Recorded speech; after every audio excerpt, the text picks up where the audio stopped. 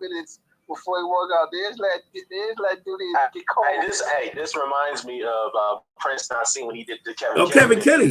Yeah. He made his ass. Yeah. He made him wait. And he's they're playing Biggie. Yo, how comes he? It's funny, right? Fury's coming down the ring here. We're playing Biggie Smalls. They're playing Biggie Smalls, and Dillian came out playing rock music, and it just shows you, right, how different they think. You think the brother man? Biggie's is Tyson's favorite hip hop artist of all time, Biggie Smalls. So okay. Notorious B.I.G. Well, now he's playing the country bumpkin music. There he is. Yeah, but you see, he's playing the country bumpkin music now, and he represents England now. Isn't it? He represents England now, isn't it?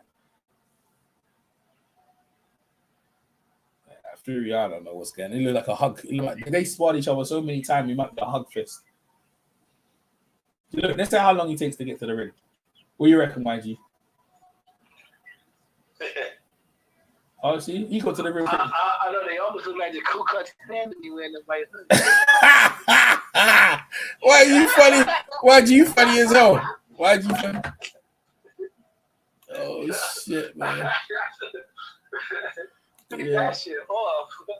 Yeah, so listen, I've been saying it might be a lynching out here. You know what I'm saying? And see the I don't know why they got my son came out to Biggie. Yeah, see, he go to the ring quick. That's his favorite artist. Yeah, see, he go to the ring quick, right? Yep. There you go. Cause he didn't go on that stage and do that part. See? What's he? Oh, he's sitting on the crown? See? Oh, okay. Oh, he's sitting on the thing, and now they're playing the fireworks. Oh, he's milking that shit. And see, how long Dillian been in the ring? See? How long has he been sitting in the ring? That's some crazy. AJ's one's better when they raise the shit up and they got the fireworks and shit. Yo, I was about to say, you better watch it because at the end of that line, Biggie definitely say nigga. Yeah. Hey, you know what? Let me ask you. He said that word before when you were signing his goddamn Dillian's been in the ring for. Dillian's been in the ring. See, he gonna say this. What the hell? Yeah, see, look at that. The whole entourage is running because I told you it takes long. Actually, you know what? To be fair, the ring walk is the same for everyone. It's just a long ass walk. It's Tyson Fury crazy. He's in the ring. Look at him like a madman. Look at him. He ran, you know. See, he keep himself walking. He's on it now, isn't it? He's a madman, bro. Look at that. They see that's pyro. Oh, you be just make sure you don't get knocked out. Yeah. That's that stage thing that make it which color. They got his chair. They might carry him from there. Nah, they ain't gonna carry him, bro. He got off the chair and look, he's rolling up the thing. They might carry him from there. Nah, they ain't gonna carry him, YG. They're talking shit to each other now. Okay, now he's running to the ring. Nah, they're talking shit to each other, bro. Andy Lee's up in that joint as well. Yeah. See? Well, you're ahead of me, yeah. Cause I'm still. I know. I bought the paper. I know. I bought me too. You're ahead of me as well. I'm ahead of both of you bitch asses. It's about time as well from the UK. Here's this woman. They gonna say, "Hey, the woman's pregnant." Why they got the woman pregnant singing the national anthem? Why look at her belly? She's singing in the obviously when she signed the fight, she wasn't showing it. Man, they don't know why they bother, man. She look like she got both. Who's this? She got both. She got both. We can't discriminate against her just because she's pregnant. Yeah, I can. She got Botox in her lips as well. She look crazy as hell. That's the problem with the UK, man. Y'all still down on y'all women. Yeah, I don't know about that, man. She look crazy. She look crazy as well. Sing the national anthem because she's pregnant. Yeah, you see for yourself. You see her belly. Where's she going with that big head? She remember that girl from Game of Thrones. She looks like her. Remember the girl from Game of Thrones? The one, that little Emily one. The one, the Daenerys. It looks like her a bit. They look the same.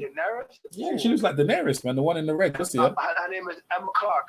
Yeah. Emma Clark. Amelia Clark. Yeah. Whatever. Yeah. The girl looks like her. You see the girl singing, right? You see her now, ain't? One in the red. Yeah, you're still ahead of me.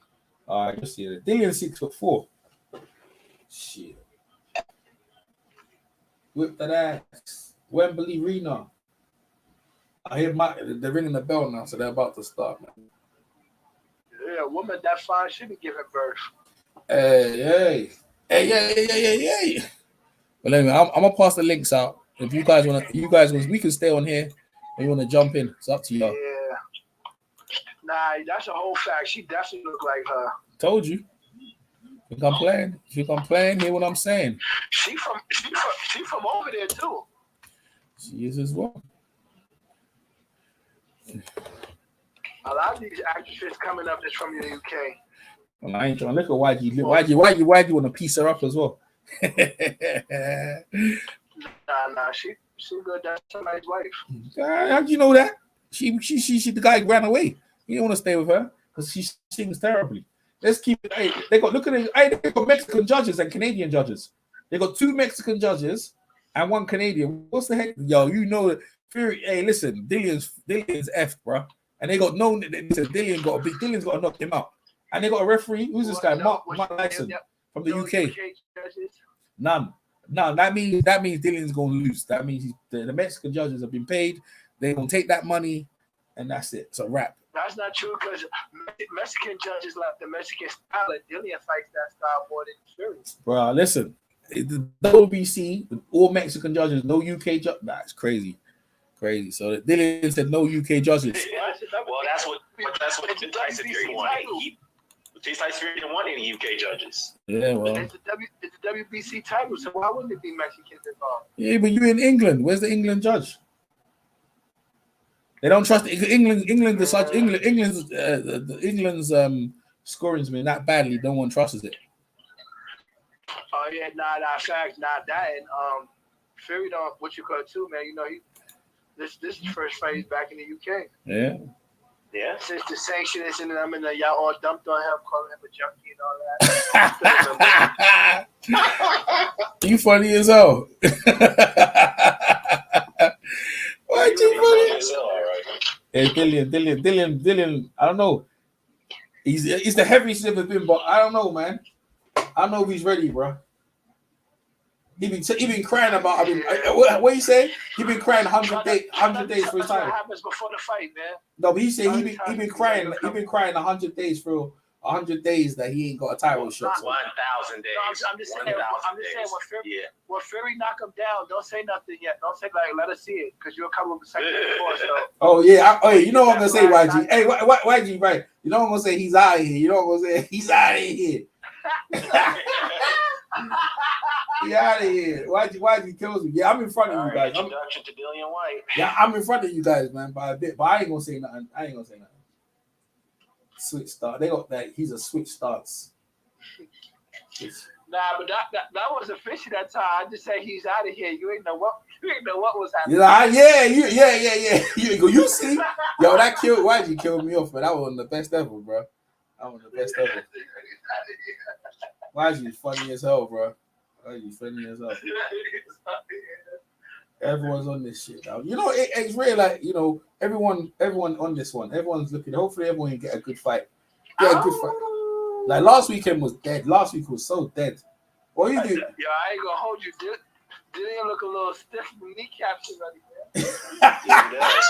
He looks stiff. You funny as well. His kneecaps look stiff. Yeah, he looks a little tight. I told you. It was out in London. It's cold, you know. Who's that guy? It's cold in London. It's cold. I know. I can tell Tyson got on like 5 towels. Yeah, we'll see. Nah, but it ain't really that cold because he's sweating and I don't see no steam coming off his head. He's sweating because he was warming up in the dressing room with YG. That referee. Hey, listen, that referee got no control over this Jake. That means your body hot. If it was cold outside, you would see their breath. You would see that it ain't that cold. I'm saying. All right, we're about to kick off, man. But I'm in front of you, though. So. No, I mean, well, you live in California, so you don't really know what cold is. Dan, real? It's always hot over there in Los Angeles. Not always hot, it's just nippy, but it'll be cold enough to see your breath. Yo, PMC just jumped in. What's up, PMC? What up, PMC? Yo, what's up, man? Yeah. We're like, yeah. You guys can stay. You guys stay where you are. Yeah, PMC. Yeah. What they saying? All right, Tim. You hear PMC? You hear them, PMC? Yo, what's up, man? Who's that? Yo, Dan, say something, man. It's YG. Yo, it's YG. Yo, what's up, YG? And Dan, you can't say nothing. I just said something. He didn't hear you. He's asking you. He didn't hear you, bro. No, my bad. What up, PNC? Yo, what's up, man? There you go. Yeah, what's up, PMC? PMC, who's your official pick? Dillian with the upset, man. Yeah, what round? All right. I don't know, man. I think he's just gonna work the body, but I can see him catching Fury with a left hook. I don't think Fury taking it seriously. I don't think so either, man. He up to no good.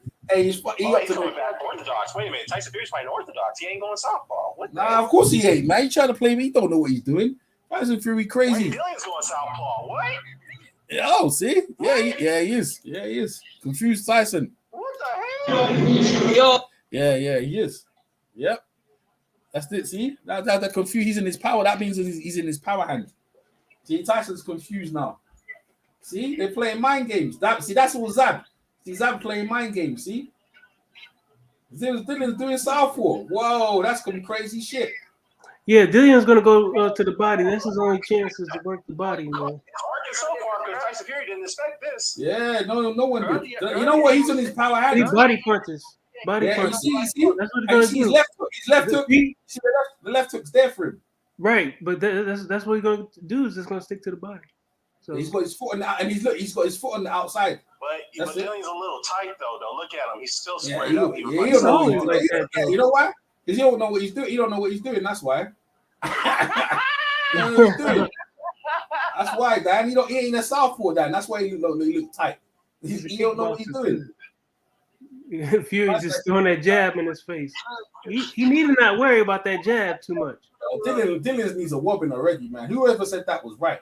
They were right about his knees, But bro. look at the size difference though. Jesus Christ, man. Nah, that don't mean nothing, bro. That don't mean nothing. You saw Ooh, right hand by Nick Bull. You saw Nick Bull. Guy, Tyson That's what Yeah, Dillian need to do, man. He needs to swing them hooks to the body, man. No, that's it. crazy. Dillian's southpaw, boy. Whoever thought that? He's on his power side already. I mean, he's doing okay, but he's still a little squared up and stiff. I know what he did. He know what he did, bro. He go back. He look like he Stop about going to for get them knocked out. feints and just go to that He look body. like he about to get knocked out, bro. He don't know what he's doing, bro. I don't know why. He's that them. Shit, he looks stupid, bro. He looks Yo, stupid. look Out here. how fast EJ switching around. Ooh, I don't know what he's doing. Dude, he landing body punches, bro. Nah, he looks stupid out here. He looks stupid out here. I don't know what he's doing. They're out here messing him up. Yeah, See, Tyson just circling him around. Hey, look, who won that round though? Who won that round though? Dylan, right? It's already over? Yeah, the round. Yeah, I'm in front of you. Sorry, my bad. Yeah. You'll see. Oh, It's you the round. 40 seconds ahead then. Yeah, I'm waiting. You got Fury win that round? You biased as hell. Oh, that's because I'm watching the wrong Yeah, stream. you're probably right. Yeah. You watching the stream, PMC? No, I got the both streams. I got VIP and the crack stream. You see. Yeah, let's see. Zab's in. See, that's why he does. Zab's got to take responsibility for this bullshit, man. For this bullshit turning southpaw. But he's landing to the body like I say he got to. You Just think it's a throw good body idea? punches. Do you think it's a good? See, someone look. See, they got Look, 0-1. man, just throw body punches. That's it. Now he. Yeah, I gotta agree. He probably gonna switch back to orthodox. You know, he's actually playing. He ain't working, man. If you got southpaw, you gotta be effective with it, man. Can't be out here playing, play. He ain't doing Yeah, nothing. I with mean, it. Dillian was okay. I'll be fair. He was Nah, okay. see, if it was okay, why he come back to orthodox? Why is it? See, this is what I'm saying because it was this bullshit. Like Crack it's stream bullshit. sucks, man. See, you don't know what he's doing. See, you don't know what he's doing. I'm trying to play around. Yeah, you way ahead of us. See, yeah, he going back to orthodox. Now he's gonna get his He ass landed whipped. some good body shots in the southpaw position. I'll give Dillian credit for that. But like I said, I thought Tyson Fury had a little bit more better work in that round. That's just my opinion. Dillian's head looked like he's about to get knocked out, bro. He looked like he's shaky, bro. Dillian's crazy, bro. Yeah, but like I said, Because though, Tyson landed two good right hands. Dillian was trying to come in. He made him. He started to fall over the place in the front foot. So that's what I was talking about. Dillian's is reaching, bro. He's reaching. Tyson's gonna catch him with a counter. I catch it. Woo, Dillian, see? Dillian's throwing wild He shots. way ahead of me. Yeah, man, this shit's crazy. Yeah, you gonna see the shit what I'm talking about, man. Dillian looks crazy out here, bro. Dillian landing great body punches though. Why? Let me ask you a question. Why would he be out here? Why is he out? Fury's going southpaw. What Nah. the hell? Why is he out here boxing, bro? Like that's some crazy shit. See? You turn southpaw for what, man? And then now you're back to orthodox. You don't know what you're doing, man. Like, why are you out here not fighting him? Like you out here play. Yeah, now I'm starting to think this fight is fixed. Oh, it's fixed now. Huh? Who's Dillian's trainer? So everyone see Troy from Phillies also like shit. The trainer out here they on He the switched back madness. to orthodox because he didn't like them right hands. No, because the shit when you turn southpaw, you gonna do shit to make it work, man. You don't be doing southpaw. He was throwing the hooks to the body. Now he wasn't doing shit. Now he eating left hooks to the head. When Tyson Fury caught him on the left hook. You ain't got to fight, bro. Tyson Dylan just got to throw hooks. Tyson gonna open up on his bitch, and this fight's over. Anytime Tyson opens up, Dillian's finished. See, he just Winterlicks, he gonna tie him up. That's it. Dillian don't want to work. Dillian should be working. Dillian doing the right thing. Dillian's throwing a wide shot. I told you, man. He doesn't know how to lead off the jab. Dillian's this is a mismatch, man. This is a one-side mismatch. I know. It's like if he keep going for the head, he ain't gonna win. I know it's 2 rounds, but goddamn, Dillian is just he can't do anything. EJ say this because I've been saying this for months, and EJ was telling me, nah, man, nah. I'm like, yo, the footwork is not. Dillian looks tired. Dillian is tired. Dillian is tired. He looks tired already. He was tired already. Look, Tyson and them blowing. Yeah, Dillian's getting exhausted. Yeah, he's tired already because they made him do the bullshit, man. They tired already. Whoa, he got caught with that left hook. Yo, Dillian got one of the worst jabs I've ever seen. Again with that left hook. They said Dillian caught him. Dillian? His head off. Yo, Dillian looks terrible, man. This looks like a mismatch. Look at it. Yeah, this is terrible, man. This is terrible. What kind of fight is this? Oh, Lord. This is awful, man. This is awful. Look at it. I told you that extra weight is going to be a problem, man. Who was Wilder back? Man, I don't know what kind of bullshit they doing, man. Look at that. Look at that. That part, he wasn't even there. He wasn't even there. Like, why are you throwing that wide? Look at that. Oh, man, he's tired, man.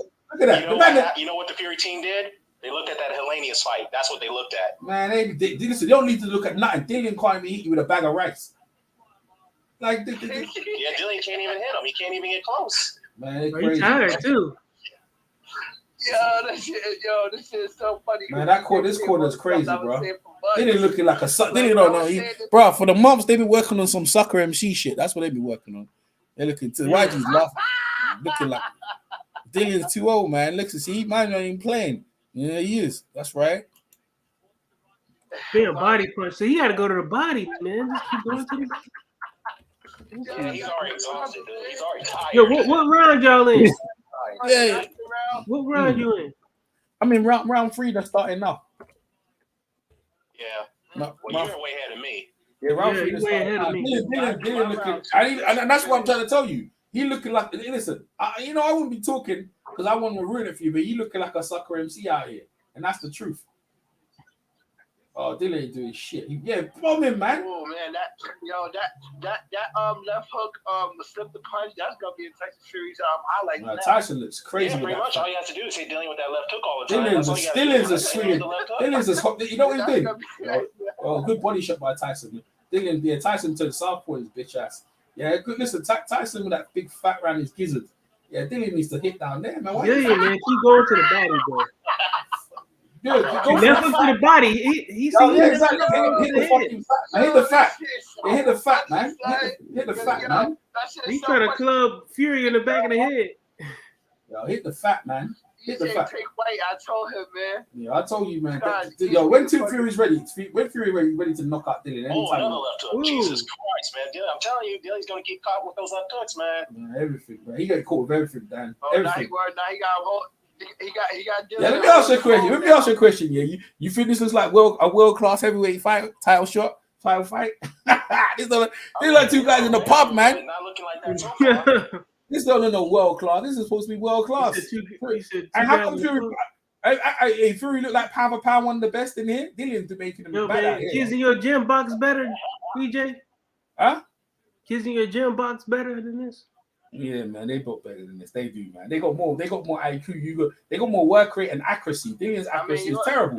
Yeah, they do. Because you had Anthony Joshua as number 1, and you see how he got addressed. Man, I ain't trying to hear nothing. This is terrible, man. This is one of the worst. Let me tell y'all something. Deontay Wilder had way better success than Dillian Whyte. So I ain't trying to hear that. I ain't trying to hear that shit either. He's rangier with more power, so it's a risk factor there. Man, this is terrible. That's why I was. That's why I was saying. Dillian looking terrible. He just Dillian like Whyte is. he looks comfortable. He looks comfort just going in the ring, man. He looks comfortable just there. He's accuracy. See, the thing is when you're heavyweight, he's just toying with him right now. He's just toying with him.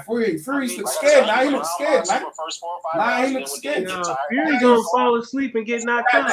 He ain't dancing, but he ain't dancing, you know. He ain't dancing like you said. He ain't dancing. Fury ain't dancing like you said. He ain't dancing, but he just going in circles. Yeah, but Fury looked terrible, man. He looked shocked. Fury gotta watch out for the headbutt too, because headbutt. He ain't trying to do that. Get out of here. Yo, the only person I was Dillian's doing some good cat shoot, you know. Hitting him in the body, like that's what he gotta keep doing, going to the body. Dillian ain't winning nothing. Dillian ain't winning nothing, man. He ain't winning nothing. 3-0. He ain't winning nothing. Ain't too many people that Fury can't. I think you got that first round though. Nah, you give it to him? I don't give it to him. I don't give it to him. Yeah, in the first round, he ain't winning. Nah, that Zab be giving. What's Zab talking about? He giving the worst instructions. What are you getting? Telling the worst instructions. Tyson trying to Tyson trying to land that right, man. Wait. That's why I was telling man, he looks terrible, man. The foot movement. I don't know what Dillian be drinking out here before he came out to fight, bro. That's what I'm saying. Because I was just thinking, Tyson caught him with a good 1-2 uppercut, man. If he hit that uppercut, that's over for Dillian. Terrible. Yeah, he tried to land it. He didn't hit it though. Yeah, man, Dillian looking bad, dude. Yeah, that's horrible. Told you, man. I'm telling you before. I'm telling you before it happens. I'm trying to tell you. I ain't playing around. I'm trying to tell you before. I'm trying to tell you before it happens. On Dillian's chin is with the uppercut. That's all Dillian. All Tyson Fury for an uppercut, and that's it. The fight's over already. Like, Tyson landed right. When he landed the uppercut, the fight's over, man. Get out of here. It's done. We're going home already. We're going home.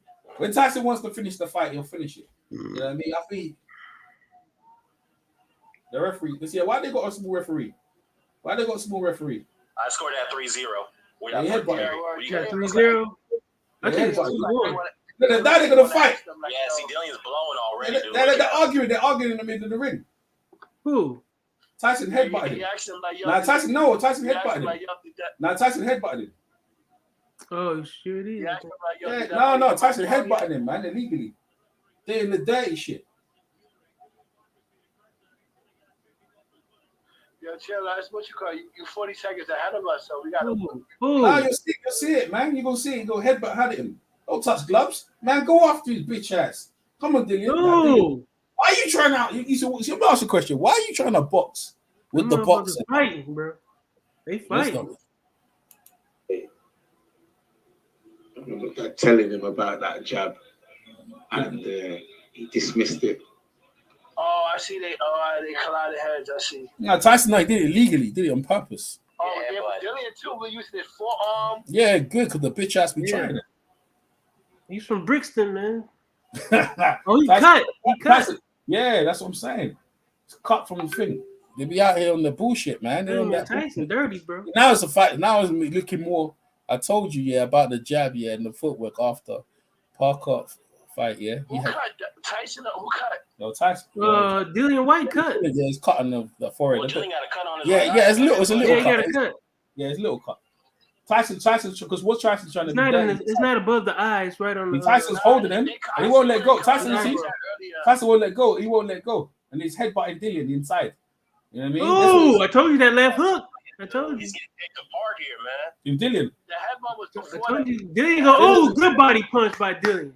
Dillian got a 1-2 right there. 1-2 get caught with a 1-2. Dillian just gotta keep going to the body. I'm telling you, man. Yeah, he looks terrible. You can see the left hook. You can see each other for the left hook. Man, he keep going to the body. Keep moving the body punch. He's trying to land that left hook now. He's trying to. Dillian got too many cheerleaders in his corner, man. Yeah, he almost landed it too.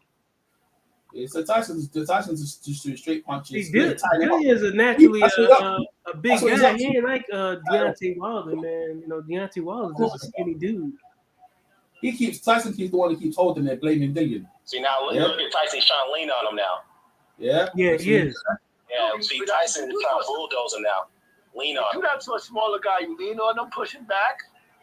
Yeah. That's what I'm kind of worried about that in the Crawford and Spence fight. Tyson won't let go of him on the ropes. Tyson eating these jabs and stuff. I'm telling you, bro, it's going to be an upset. That fight, Crawford's a good wrestler. That referee, see why they got the little referee in the corner. So that Ooh, good referee, body. Ooh, I'm telling you, That Dillian referee- landing these body punches, bro. Tyson Fury. that referee, they got the worst Dillian referee. They got a worse referee. That referee's terrible. That referee's terrible. Why are you holding onto the rope? Let's see, the referee got no control. And you see the corner, they got no control. Bro. That referee got no control. See, why did they get it? When you go to referee heavyweight, you got to get a referee over 6 foot. Dillian You know what I getting mean? dirty too. Dillian getting dirty, boy. They getting dirty. That referee got no control. You see these rapid punches? Oh, he trying to come down with the elbow. Yeah. There you go. Catch Yeah, shit. he's trying to put the elbow on his Yeah. elbow. Terrible, man. Oh man, this referee picking. He's on Tyson Fury's side. Whoa, Dillian's getting dirty, boy. This is some clown shit we watching here, man. Oh, they fall. Oh, they WWE wrestling now. Mm-hmm. That's how that Alo Ali fight was. Yeah, it's clown shit, man. It's clown shit, man. Somebody threw something too. Yeah, that was Tyson Fury's corner through water. Yeah, they threw water in. They threw water, didn't you? Right there. Yeah, you getting headbutted. Yeah, you getting headbutted. Oh, you getting pushed around. That too, but Oh, body punch Oh, again. I think Fury's cut. Nah, both of them, but no, Dillian's cut. Fury cut. Nah, Dillian's got a cut, man. Nah, yeah, that's Dillian's blood on Fury. Yeah, Dillian's got Fury the cut, just man. always touch his face like that. He always do Dillian's got the cut, man. They go have to work in the corner furiously on them cuts. See, Fury's just doing the basic 1-2. He's winning the fight. Dillian ain't won one round. See, look, you're trying to tell him to bounce on his toes and jab now. Look at that Sugar Hill looking like Kung Fu Master. Everybody was Kung Fu fighting. Don't be the bastard. Whoa, you left took by Fury in that round. 4-0 Fury, man. 4-0. Yeah, the referee ain't trying to hear that shit. What referee let them fight? Now you killing the emotion. Yo, fuck that shit. Beat that shit. Beat him. I don't know, man. It looks like Dillian led with her head with the cause that ended the clash, man. That's what it looked like to me. Yeah, I don't know. Tyson trying to get him in the arm. I don't know why he's trying to box him. I just don't know why he's trying to box him.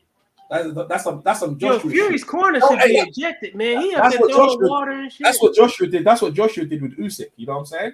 I don't know why he's trying to box him. I don't know why they come with a boxing style when you're supposed to go out there and put some hands on this bitch. Yo, man, it's illegal what Fury's corner did. They should be fouled. That was nice. That was good 1-2 by Dillian to the body. No, that wasn't his corner. That was like the entourage that's in the first row. Yeah, well, that's his corner. Yeah, that's what they do. They know they're gonna get knocked out. That's what it is. They know because his corner's on the other side of the body ring. shots, man. Go on, Dillian, dig him into the body. Come on, dig him into the body again. Work the game plan, buddy. You gotta stop. You gotta stop trying to jab his way in and just throw hooks. All Tyson gonna do is put a flurry and then bang him. You know what I mean? Dillian get like that kid Nick Hall. That kid Nick Hall just do hooks all night. That's it. Who's Nick Hall? What are you talking about? Nick Ball. Nick. Yeah, you like that one? Yeah, that was a ass whooping. I like that. I knew that guy that low was gonna get knocked out when he was trying to slap down. Dillian's doing some good. Dillian's winning this round here. Yeah, but he got to throw hook to the body, then to go up top, man. Just throw hooks. Dillian needs to stay focused. I don't know why people don't throw him. He's only looking for one punch.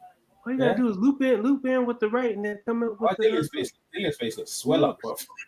His face looks swell up. I don't know why he's trying to.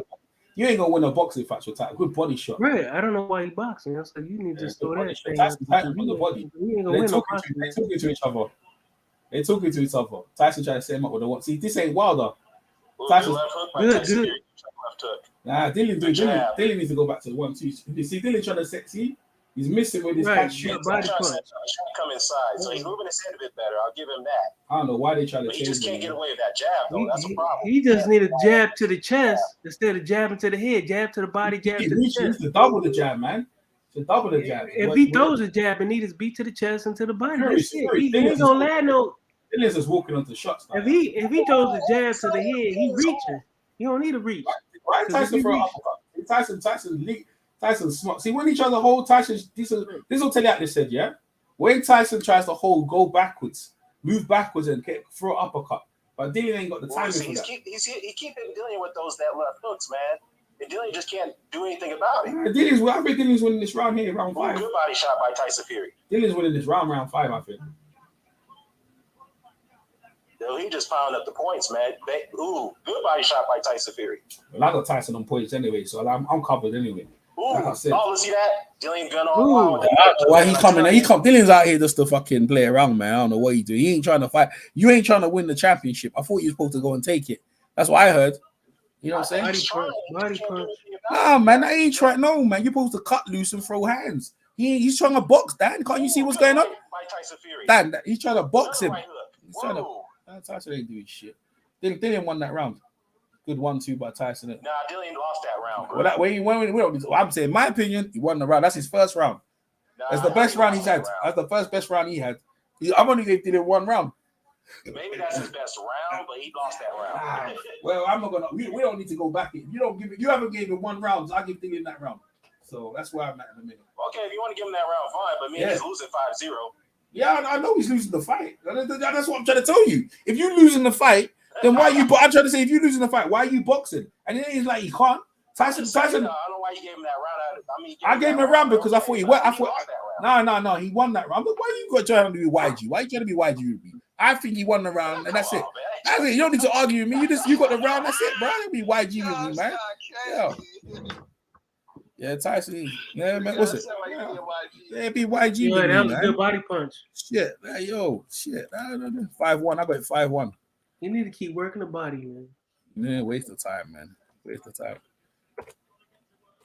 Wait, what round are you in? At the end Yeah, it ain't 5-1. It's 4-1. Six starting. Starting the 6. Okay, 6 just started. Okay, I'm in the. Yeah, you ain't finished the 5th. Like 10-15 seconds delay. Yeah. But if you don't think he won the round, that's fine, innit? But I thought he won the round. I thought he did more in that round. He's getting caught now. Let me see what it is. Well, it's 5-0 for me. Yeah, that's fine. I got 5-1. But Dylan has to throw that right hand. He's not throwing enough of that right hand. He got no choice at this point. It's ridiculous. He's out of shape. He's square. He's got to throw the right hand. If he's going to do anything to Tyson Fury, to the body. I'll let that right hand go. He keep focusing on the head instead of worrying about the body. Yeah, he doing shit. He ain't gonna do nothing. This is a one-sided. And then he keeps trying to throw jabs to his head when you should just throw it to the chest. I don't know why their game plan was to fight boxer or boxer. That don't make no sense. You got to be who you been, man. That's what Dillian used to be a freaking.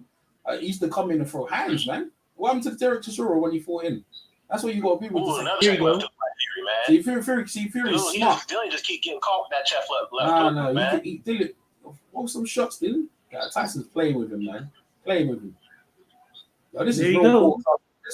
This is a poor heavyweight championship. Oh, there we go. Yeah, he tried to set him on the right hand. He's just jabbing to the body. So what Tyson's doing? Right, he needs to just keep going to the body, man. Going straight right to the body. Dillian got a good body shot in, so he got in. That was a good body shot. Dillian's just watching. Now he's going in. Now he's getting wild. He's getting crazy. Yeah, see, he tied him up. Good body shot. Dillian ain't used to the tying up, man. This is the pro boxer. When he ties you up, you should know how to deal with that shit. Dillian's missing. See, this is the thing. You have to deal with that. Yeah, you should know how to. When someone ties you're gonna know how to work with the clinches, man. This is the thing, man. This is the thing you have to learn, man. He ain't doing nothing. He's just watching it. You see him throwing the left hook. You can see him coming. He's gonna throw a left hook. You can see Tyson can see everything. What Dillian is doing. You can see everything. See Tyson Fury's backing bullying Dillian now. Ooh, good right by Tyson Fury. You can see everything. You see everything. Dillian's trying to push himself loose to throw a left hook. Yeah, this is terrible, man. Yeah, good body shot by Fury. Dillian working. This round. 1-2 by Fury. Uppercut, he's knocked out. Uppercut, and he's down. Yeah, he's knocked out, bro. Uppercut. Oh, really? He's got up. He's got up. The round's over. They stopped the fight. It's over. Yeah, they stopped the fight. Yeah, it's over, man. I told you uppercut. As soon as he landed that, I told you as soon as he landed uppercut, I said the fight was over. Like, that's it. I lost all my money today, bro. I didn't even bother. I lost all my money today. All the bets I put down, they ain't got shit. I got Tyson Fury on points. Everything. I knocked him out, man. He knocked his ass out. What a time, waste of time. That was a waste of time. The same you're gonna see the knockout is bad, bro. Dang. Uppercut. You see, he's a sucker for the uppercut, man. Yeah, he's an uppercut. He's been getting knocked out by uppercuts for the longest. I said I could see it coming. He was just setting them up the whole time for that uppercut. Yeah, because Dillian's tired. He ain't got that uppercut. I saw it. I ain't won shit. Damn. Oh yeah, he gone. That uppercut, I told you. That uppercut is his Achilles heel. I ain't win nothing. Man. Yeah, he gone. He gone. Yo, man. See, so John Fury talking shit. They didn't even look weak from the start. That was a bad game. That was a terrible game. That was a terrible game plan. That was a terrible. That was a terrible game. That was the worst game plan I've ever seen in my life. Why would you turn this out? He didn't stick to the body, man. I don't know why. Why he even? That was a bad. That was a poor game plan. That was a very poor. Wipeout, dude. That was a wipeout. And I'm gonna tell you this right now. All these dudes talking shit about Deontay Wilder. Yes, he lost those 2 fights, but he had far more success against Tyson Fury than any other opponent. That took his shit. Yeah, wasted time, money. Wasted all that money. This is a guy who can't box, right? Dillian Whyte got knocked ass that time. Your bet. This bet is still settled. Nah, I didn't get no money, man. I lost all my bets, man. Get out of here. I ain't got nothing. I didn't lose money, man. I was still using the house money on this stuff. I lost all my money, man. A waste of time. Every time I bet on Dillian, he beat Dillian Whyte far worse than Deontay Wilder. That's my opinion. They cleaned him out like an uppercut. Beautiful. He walked onto it as well. Beautiful. What uppercut? Yeah, he sure did. Beautiful uppercut. He walked straight into it. See, this is what I'm saying. That's how you beat Dillian. It's just that you see, EJ, I told you that Tyson Fury KO Dillian Whyte. You were saying, oh, Dillian Whyte's going to take inside X amount of rounds or whatever. Damn, he walked right into it. Man, massive, man. That uppercut. You walked right into that uppercut. Boom. Yeah.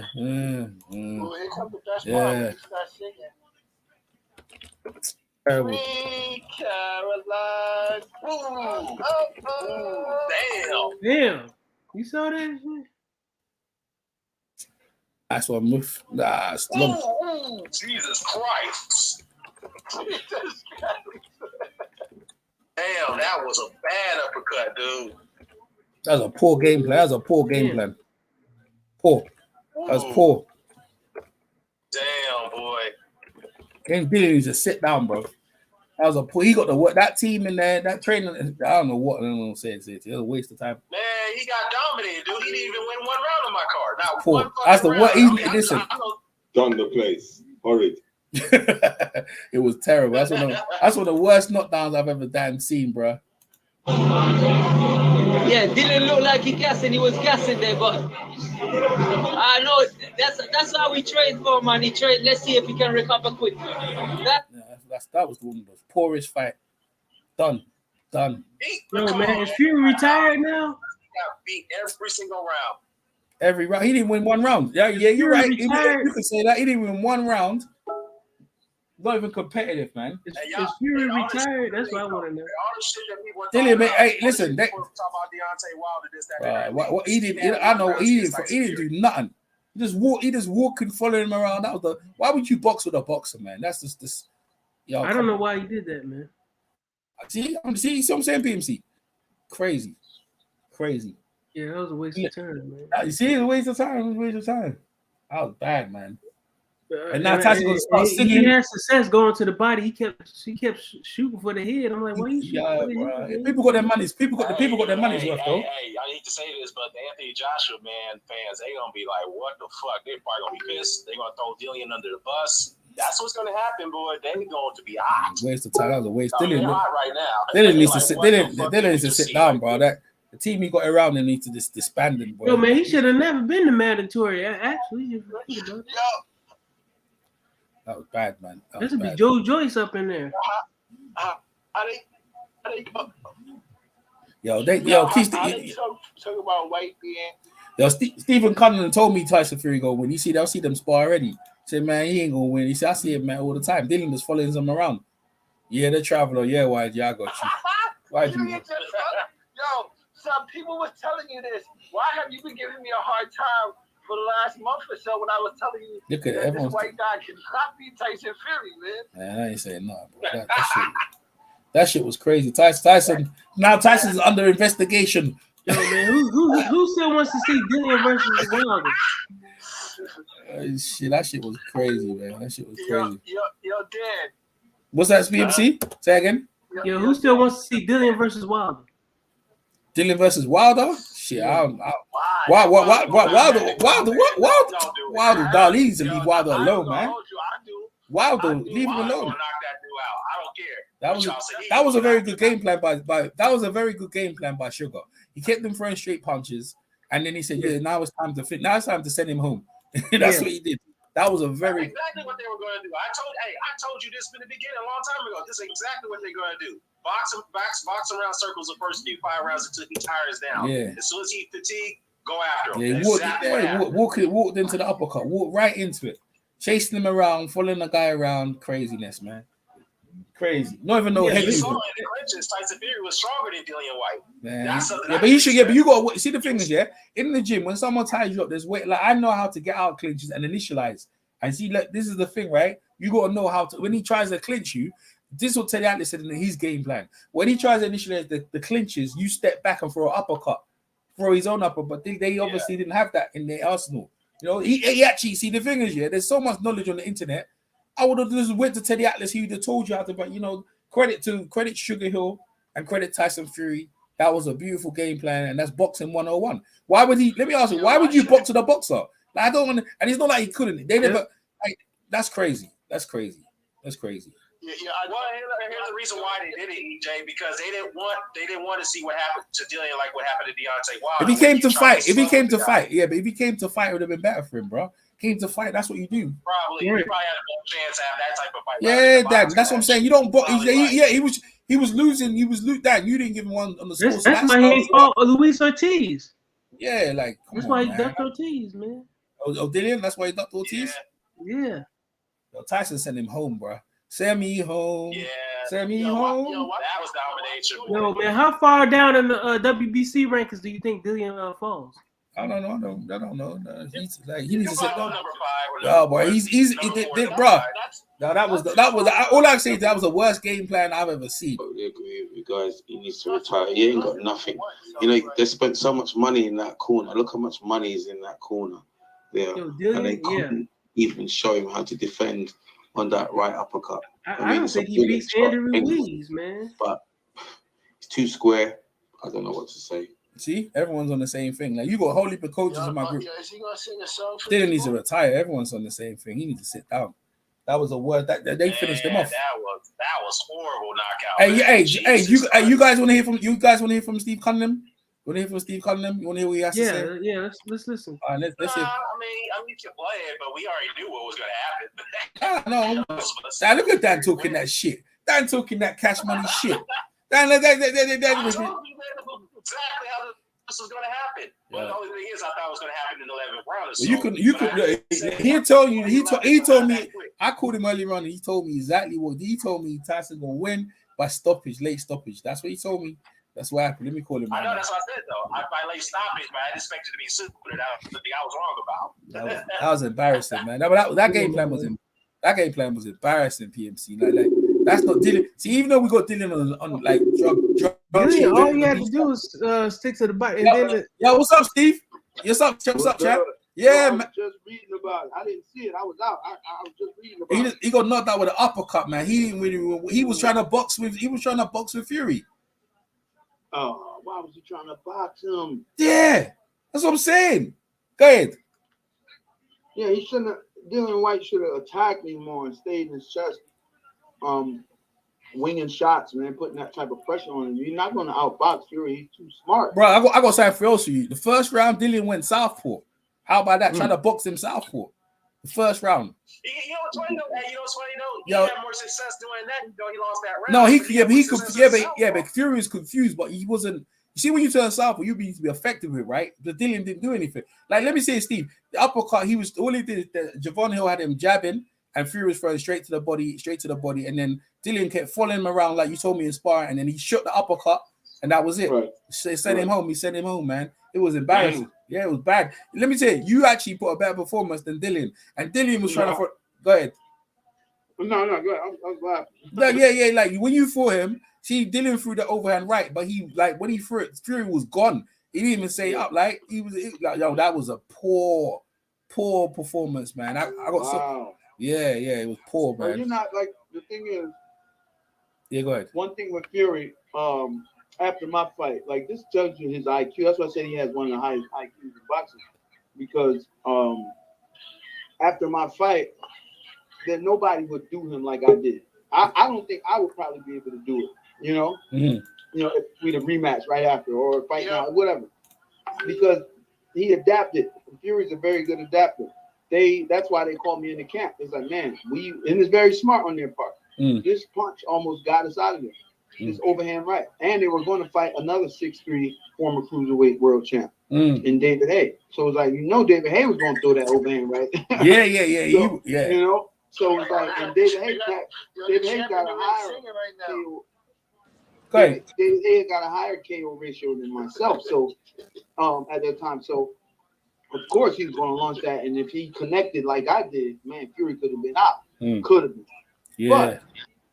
But Peter Fury, his uncle, hey, let's get Cunningham in the camp, whatever it takes, man. They paid me a lot of money to be there too. I got an astronomical amount to be in that training camp for 4 weeks, and that's the reason I went. I'm like, man, they want to pay that much? I'm going, So Peter Fury was like, I want you to throw that overhand right, throw it. So he was learning how to defend that overhand right. That's what you say? Exactly. Okay. Exactly. So that's very smart. So and then Fury, you also see after my fight, there were other things I did to Fury that got him, that landed great shots. They just adapted. Fury's a good adapter. It's like, I don't think anybody's gonna get him with what I got him with. That won't happen. Yeah. Because he had been in the camp to learn from you. So remember you was talking about Dillian had you, and Dillian was saying when you knocked Fury down, you should have jumped on him, and you told him why should go ahead, tell everyone that, because I didn't have everyone. I mean, your talk with Dillian was talking to you about jumping on him, but Dillian didn't even do that in this fight. Go ahead. Yeah, so Dillian was trying to guide on me like hardcore, like, man, but you had him. Why didn't you do this? You did that. And why'd you let him lean on you? You didn't do anything dirty, and you didn't do anything back. And I'm like, dude, man, my game plan was working. I took Fury out of his game plan in order for him to, or not even took him out of his game, but he had to switch gears. I made him switch gears with what I was doing. He underestimated me, and he checked himself. Oh snap, this guy cracking me left and right.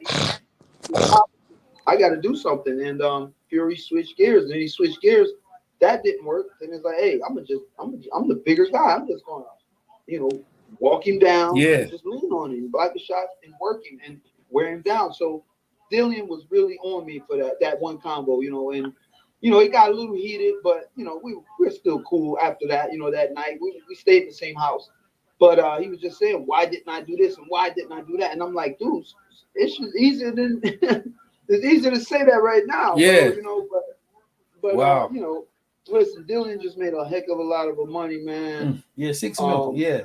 Yeah, man, that's a lot of damn money, yo. Congratulations to him too. He ain't really lose. In that respect, I can understand that, but you guys got a question for Steve before he goes? Yeah. Steve, this is man. Go ahead, Dan. I'm good, brother. I'm good. Let me just say this. It's fair to say that you had far more success against Fury than Dillian tonight. To me, he didn't win 1 round before the stoppage. That's the way I saw it. But let me just say this, though, man. Do you think that, based on what we saw tonight, do you think that Dillian could have done anything different than what we saw?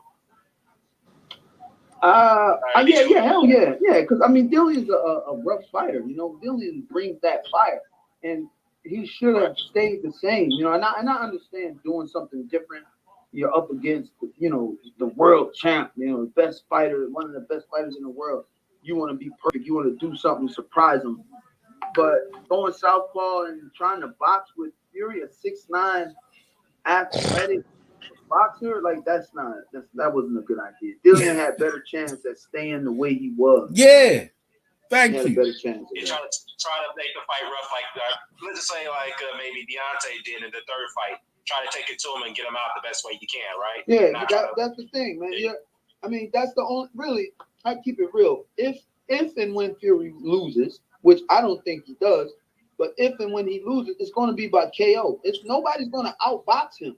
That's right. See, you're not outboxing Fury. He's 6'9", athletic, smart IQ, boxing IQ male who thinks he's a welterweight.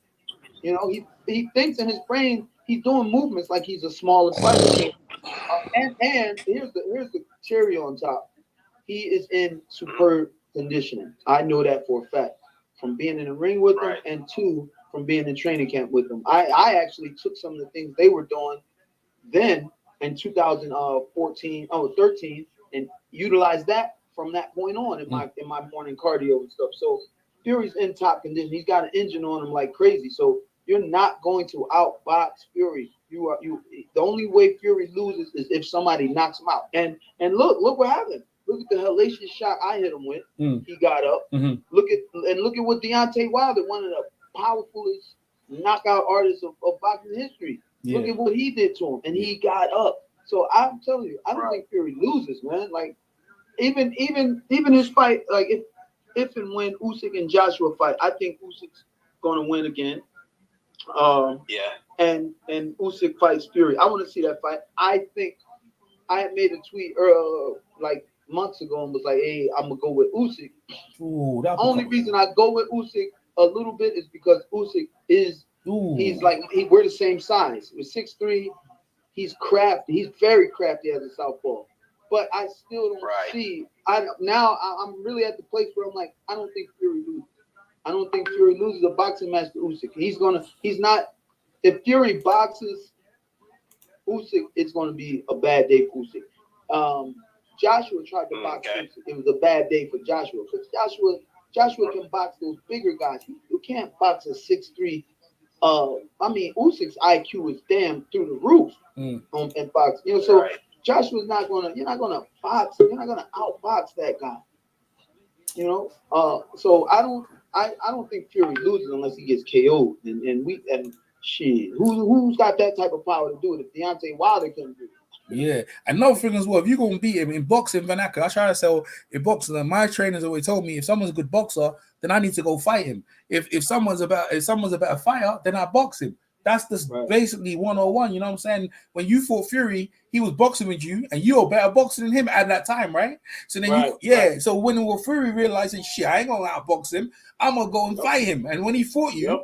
There you go. This is what I'm trying to say. Now that's what I'm trying to say. So when you turn southpaw, because I know that I had amateurs, right? One of my fighters, he was injured in his shoulder, so I made him turn southpaw, right? So when he turned southpaw, I made him effective to southpaw. I didn't make him turn southpaw just to be southpaw. I made him be effective southpaw. So see, Fury did it for the first round. He should have came out the second round, the third round. You know what I'm saying? Then be on it and be on. Yeah, you don't just do that, and then you go back. You're completely right. Listen, I talked to Jonathan Banks. I talked to you, and all this knowledge goes because I've been on the internet and I use it when I go to the amateur gyms. So I know exactly what he needed to do. And I'm telling you, Steve, when I probably talk to you again, probably tomorrow after you see the fight, you're gonna like, damn, what was he doing? That's what you're gonna say. I'm telling you, you're gonna say, hey, last word, Steve. Last word you want to say? Go ahead. Okay. Last words I want to say. My son, Steve Jr., is 19 years old. He's turning pro on April 29th in Vegas. On the Sons of Legends boxing card. So it's going to be on Fight TV. Look out for USA. Oh, yeah. Sons of Legends. So that's the fight between Evander. Is that not Evander? That's Raheem. Is that Thingy's son? Yeah, Raheem Hassan Rotman's son and Tommy Morrison's son. Yeah. So you're on that card. Okay, yeah, we're gonna look out for son. Yeah, my son's supposed to debut on that card once they solidify this damn opponent, But that's where we're at right there. Junior is doing great. Yeah. He looks great. He works hard. And I got 2 more sons coming up. Oh, that's what's and that's what's up. Hey, champ, thanks for more. But you see what I'm really gonna get because I know when you say and watch the fight, we'll have a bit more of information on that. But I really appreciate you coming over to the show. And you have a training. Was that? Oh yeah, Steve. Steve, you don't fight no more. You retired, right? Nah, I haven't officially retired. I mean, I had a fight scheduled for Poland in October, but I had some issues. I couldn't go. There was like some issues in travel, so I want to do a couple more, man, and then I'm done. Are you training your sons? Say what? Are you training your sons, Mr. Cunningham? Yeah, I train my sons. I have a whole training. I have a whole team of amateurs that I train. Junior would be my first professional fighter. My son Cruz is number 2 in the country in America. He's a 3-time national champ. Then I have my my other son, Messiah. He's 5, so we're working on him getting in a few more years. Yeah, we need to hook up about you guys come over to the All Stars over in West London, and we call up some show or come over and have a show with us. You know what I mean? Hey, let it, man. Yeah. Hey, hook it up. My gym is USS Fight Academy. Yeah. On Instagram and Facebook, so check me out there. But I mean, I train a lot of amateurs. Probably like 11 to 15 amateurs. I got some girls. We got some good little guys. Our little guys are killer. So we Junior, like I said, Junior's the next one to go pro. He was like number 4, number 3 in the nation at the time, but it's time for him to move on from the amateurs, man. The amateur route has just been doing him dirty. Yeah, they do that. Yeah, it is. It's politics out there. But hey, Steve, we appreciate you coming over, and we'll catch up with you very soon. Thanks very much, Chad. You take care, man. All right, fellas. I'll take it easy. Yeah, man. Peace. That was the SSF Cunningham. Yo, and the floor is open. Fight Doctor Phil Walker, Edge No TV, PMC, YG Knight. Go ahead. Tokyo-ish. I'm just going to be on mute. Go ahead. Talk your piece. And we'll use a scene. We just witnessed an assassination. Tyson Fury sniped Dillian Whyte, took him out the game. That's it. I would classify it as a self-inflicted wound. What? For White hit himself in the face. No, he walked into that uppercut. I mean, yeah, he didn't. He just walked into it. It's unbelievable. Yeah, he did, man. Yeah, but he was standing straight up. Yeah, go ahead. Took a step forward, and Tyson caught him with that uppercut.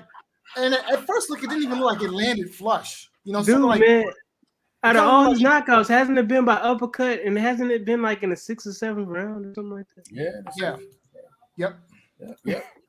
Yep. You caught it, man. You caught it. Shit, that shit was embarrassing. Let me hear for some people. I got some people on voice notes. 1 minute. I can't believe the guy ran onto the shot. You know when someone says someone walked onto it, he ran onto it. The left foot moved forward. He ran onto the shot. Oh my Jesus! Yeah, look, I got some people on my voice note. Let me hear some people. This is Earl Austin, the champion maker. He always has to say. He's the one that tells me. He just doesn't have a defense for the uppercut. It was a poor performance. I expected better from him, especially the trainers. They came with nothing new. I told you. They came with nothing really. Shit, I got phone calls all day. What's up? YG? I don't know why he calling me. Why did you jump in? Let me play some more. 1 minute. Sorry. He lost his cool. From he lost his cool, I told you he won't perform. He hadn't a clue. He was just a big clubbing man, made himself look stupid. That's nothing to do with boxing there. Yeah? He had not a clue. So that means his cornermen didn't have a clue. Nope. You don't go out there and try to box a boxer. What did I tell you? He's got a longer range than you. I told you. Or rather you get knocked out trying to fight you. Thank you. Yeah, but he didn't even bring a fight. Nope. All he brought was a couple of swings. Come on, man. That was so easy. Told you. Fury, that was so easy. Like, to be honest with you, I was surprised. Like, the problem is that you look at the issue is that Dillian Whyte doesn't have stamina. 1 minute, Edge. 1 minute. You see it coming from a mile. You would never land that. 1 minute. It was the worst I've seen Tyson Fury, but Dad always says to me, one punch can make a big difference in a fight, and that surely was. Terrible. That was a word. Go ahead, Edge. Go ahead. Talk your piece, Edge. Sorry about it. Go ahead. Go ahead, Edge. I mean, the problem with Dillian Whyte, the issue with Dillian Whyte is just mostly to do with stamina. I think he was out on his feet more than that punch. The punch wasn't really a hardcore punch because he was, and after the Tyson Fury pushed him afterwards to knock him down. It wasn't like a punch and he instantly went down. He had to push him to get him down. And when he was down, he was just tired. I think he was just worn out by that point because he was leaning on him, all the leaning, like, do you know what I mean? Like the power punches he was throwing, that weren't having no effect, and he was just knackered. That's my opinion on the whole situation. You know, in regards to tactics, I don't think he had tactics. You know, the only tactic he had was the southpaw. He realized that didn't work, and he went back to his normal stance after the second round. Do you know what I mean? And like, you know, and I don't think he brought in any proper sparring partners. Do you know what I mean? Because he didn't fight like he was fighting the taller guy. He should have brought in some tall sparring partners, to learn how to fight someone who's taller than him. Because he's never fought someone who's that tall, and he was fighting the same way like he's fighting flipping, I don't know, Rivas or Povetkin. Do you know what I mean? Like he needed to come in, like he needed to fight like a Mike Tyson. He needed to come in like a Mike Tyson, dip, get in the inside and pow, explode.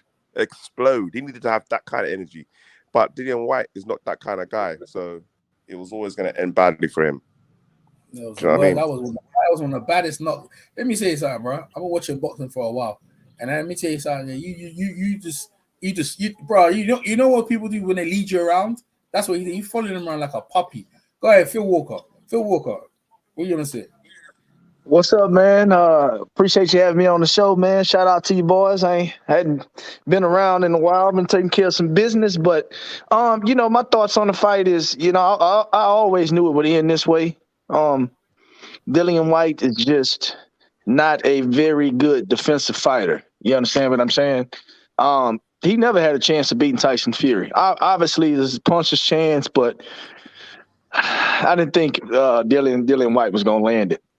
I mean, at the end of the day, man, Dillian Whyte is a great professional, but at the same time, he still makes a lot of amateur mistakes, man. He has yet to improve the things that he doesn't do well. You understand what I'm saying? So as a fighter, it comes to a point to where you wind up in situations like this when you keep making the same mistakes over and over again. I did like the idea of Dillian Whyte going to the body because he did have success in doing so. The problem is Dillian Whyte decided that he was going to sit in the middle of the ring and box with Tyson Fury. That within itself is just it just wasn't a good idea for him to do that. He should have fought him like he fought against Derek Chisora. I mean, just come straight at him, smother Tyson Fury. Don't let him get his shots off. Go to the body. And to me, that was your only chance at success. Just trying to box him, I don't think that was good. He came out in the southpaw stance for what? I have no idea. Then he switched back to orthodox. Then he went to southpaw again. I mean, all this was just antics that was wasted time and effort. He should have just came in, mauled him, went to the body, and hopefully, smother Tyson Fury so he can't get his shots off. Again, man, Dillian Whyte, I respect him as a fighter. I think he is good. I just think that he's maxed out, man. We've seen the best of him. And at the end of the day, you get stopped like this. He wanted this. He begged for this shot with the WBC, and we've seen how it ended. He's never been one of the best fighters in the world. For whatever reason, people think that he's top 3 or top 4 or whatever. Everybody who can see Dillian Whyte can tell that he can be exploited with the uppercut, and he's just terrible defensively. And that's just the way I feel about it. And that's a whole fact. I can't say anyone. Yeah, man, you nailed it, bro. You nailed it, man. Anyone else? PMC, actually. PMC. Go ahead, PMC. No, man, I think pretty much everybody, covered the basics, man. I didn't understand why he would try to box with Tyson Fury. That didn't make no sense. Because Tyson Fury is gonna keep his distance. He's a taller guy. So I don't know why he tried to jab with him. He tried to jab him, straight to his head when he should have been jabbed to his chest and his body. Every time he went to the body and through combinations, he had success. But he came in with the overhand right, to the head. I was like, man, that didn't make any sense. He didn't throw any combinations to the body effectively, even though he had some success. But that was my thing. I thought he was just gonna go straight to the body and that was it. You know, as far as like jabbing and stuff like that, trying to do an up jab and box with him, that was a waste of time. No head movement. You know what I'm saying? Tyson Fury was landing the left and the right. He was walking into the rights. You know what I'm saying? So he was walking. That's why he abandoned the southpaw stance, because he was walking right into the right hand, and he had no bend in his knees or nothing like that. You know what I'm saying? He was walking on to Fury like he was the big man, which didn't make no sense. So I'm like, why ain't you bending at the knees? Why ain't you just going to the body? Why aren't you stepping off to the side? He didn't step off to the side. He was right in the line of fire, and that's why he walked on to that uppercut. You know what I'm saying? No head movement, going straight and walk right into the uppercut. And then when he was cut, like you said, following, he didn't cut off the ring or anything like that. He didn't step to the side, step in, try to get up underneath the jab. You know, he didn't do anything like that. Like that guy, the guy who's on the undercard, Nick Ball. Yeah, so Nick he Ball, was doing. Even though that guy was jabbing and stuff like that, he didn't try to out jab him or anything like that. You know what I'm saying? He just kept his distance, moved his head, and then when he was ready to explode, he exploded. You know what I'm saying? He threw wild hooks, but he threw 2 or 3 of them at a time and stuff like that. You know, he ain't do none of that, man. I was just like, man, this dude, is whack, man. Yeah, can I add something to what PMC just said? And again, he just mentioned the hooks. Tyson Fury's Dillian Whyte's best punch is his hook. You know, and if anybody who's ever fought, you know that's not a punch that you can throw from distance. You understand what I'm saying? So, I mean, at the end of the day, him staying outside, he eliminated his best punch. Mm-hmm. It's just ridiculous. And you say he threw some wild hooks. They looked wild because he's trying to throw them from distance. I mean, he was missing by a mile. You got to get inside a guy in order to land that punch. You understand what I'm saying? Or at least make yourself smaller. You understand what I'm saying? But check this out. Go ahead. I apologize. Yeah, and the thing about it is, man, the game plan that Dillian Whyte did, to me personally, was just all wrong. He had some good concepts to it, like going to the body. I like that. But when you try to box Tyson Fury from distance and you eliminate your best punch, that's just I don't know what they was thinking, man. He was never going to land that punch from the distance he was fighting at, man. And it's just, man, it's sad, man, because I really thought this fight was going to be better than this. I thought we was going to get a fierce and eager Dillian Whyte, but we just got a guy that came in and collected a check, man. Honestly. Yeah, but Phil, see, the thing is, it's like that. Like we just saw in that fight with the Lowe versus was it Nick Ball guy? Nick Ball, even though he threw a hook, he didn't just throw one from outside. He threw it the close distance, and he followed with the left, like 2 left hooks, and did another right. You know what I'm saying? He was throwing 3 or 4 punch combinations, but he threw the first hook that was the close distance, even though he was a smaller guy, so he had to dip up under the jab. Then he throw the hook, then he follow up with like 2 or 3 more. You know what I'm saying? So he ambushed him. You know what I'm saying? But then you just throw the hook to close the distance. It's the same thing with Yeah, but you gotta look at the way Dillian Whyte throws his hooks. He doesn't throw his look. He doesn't throw it in a manner in which he can double up on it. When he throws the hook, he's throwing it to one punch kill shot. You understand what I'm saying? Now, if you throwing it, the problem with it is he doesn't know how to change velocity in his hook. It's either all or nothing. That's why when he was missing, it looked so bad and he was all off balance, because when he throws it to kill, which is not an issue. You know, his ability to do different things, he's just limited. He's limited in his footwork. He's limited in his boxing ability. His greatest asset is him being ferocious, attacking his opponent, and really just manhandling him and getting the shots off that he wants to get off. And he didn't do that. He went against everything that we know him for.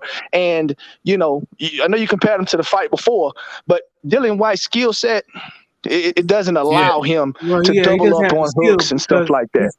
Because if you saw in the Gamboa versus that Cruz kid, that Cruz did the same damn thing. You know what I'm saying? He ambushed, he threw a hook, and then followed with the left, with another hook, and another hook. You know what I'm saying? Let me get YG in because YG be waiting. Go ahead, YG. What you have to say, Go ahead, YG. YG Knight. Nah, yo, I mean, ain't really much to say because I kind of knew. By the way, YG's Fury's guy. Yeah, the traveler. Go ahead, YG. I already knew. Take him out. But my thing is, like, what Fury needs, he needs a guy like Derek Chisora or somebody that's going to, I mean, not Fury. What White needs is like somebody like that that's just going to bull in on him so he could get those shots. But if he fight a boxer, somebody's going to use the jab. Looking at that, the Joyce fight is wrong for him. He can't fight none of those guys. He can't fight Usyk. Any of those guys is going to do the same thing. The thing is, he had a different trainer, which is Mark Tibbs. And Mark Tibbs, he kind of made Dillian a fighter. With Zab, he made him more technical, and he made him boxer to boxer. That's like, you don't do that. Like Zab, I know Zab, right? He doesn't really like fighting. I like fighting, and I like boxing. And I'll make my guy choose which is going to be the best for him to win the fight. And the boxing thing, it was a matter of time before you knew this was going to happen. I mean, you can see Fury was saying now the uppercut and the hooks you guys were talking about, why it didn't look so bad, because when you throw a hook, it's a counter. You know what I mean? Someone throws a punch, then I counter by giving a hook or uppercut or anything. But what Dillian was walking forward, it looked crazy. He was way by a yardstick out. So YG, go and take some credit, YG. I got a voice note. I got a couple of voice notes. Go ahead, YG. Take some credit. Go ahead. Nah, that's. I mean, you said it. If he changed his what you call it, but if moving forward, I don't see how he fights any of those guys because he sit down, bro. Wilder would have done him. That's what. That's a wrap.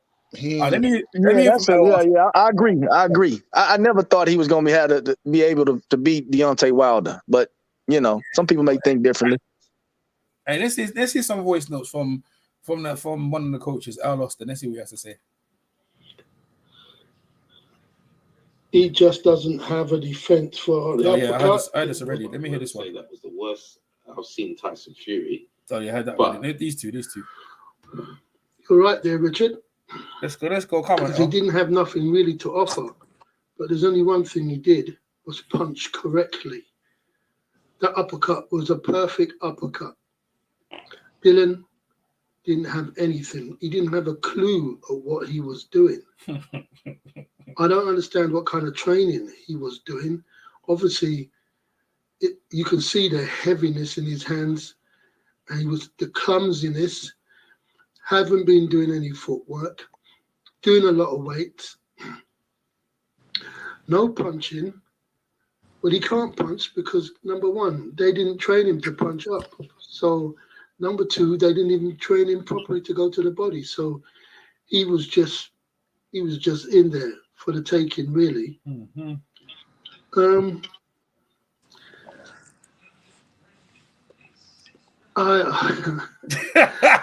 It just goes to show, levels to this, man.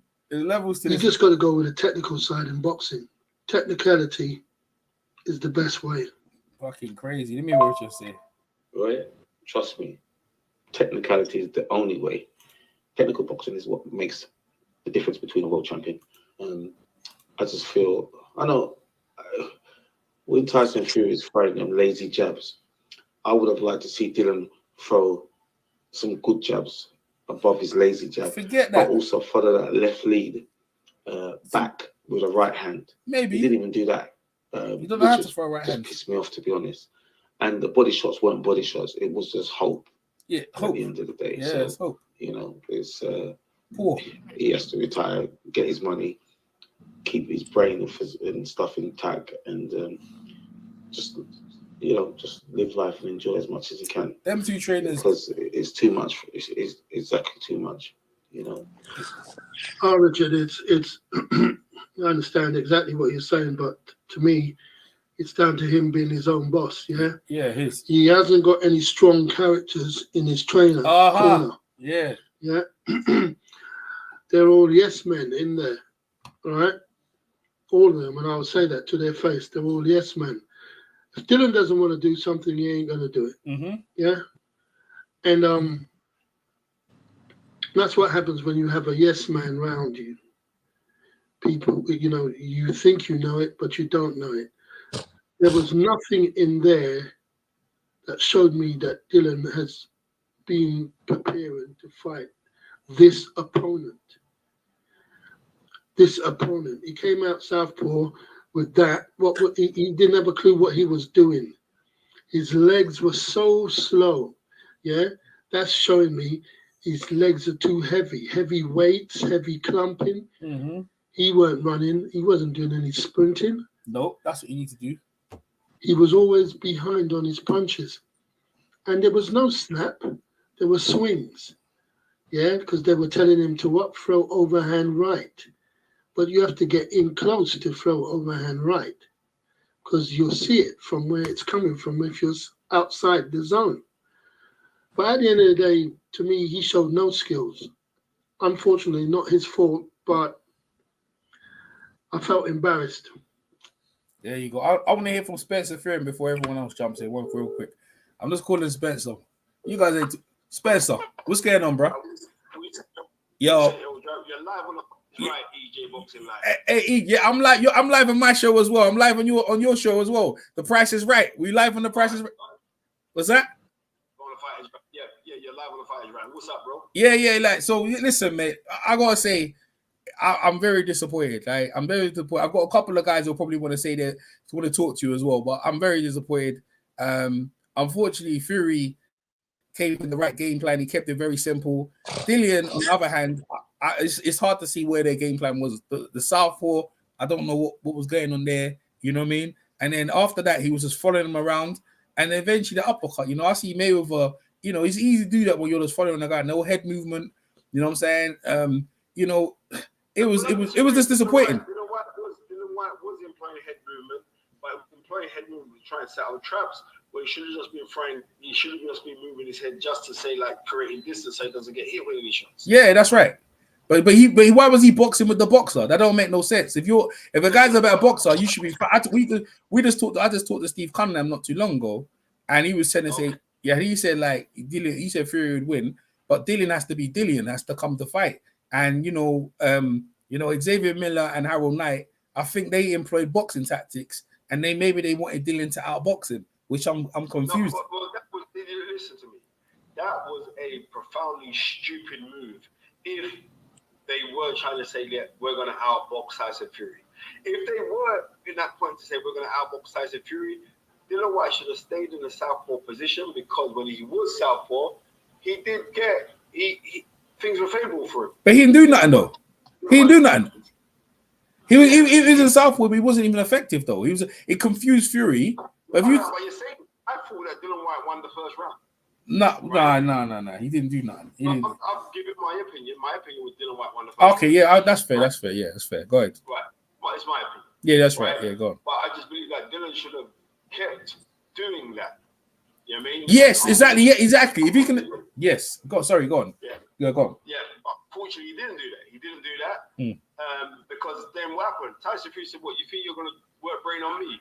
Yeah, what, round 2, I'm going southpaw because I could probably box that."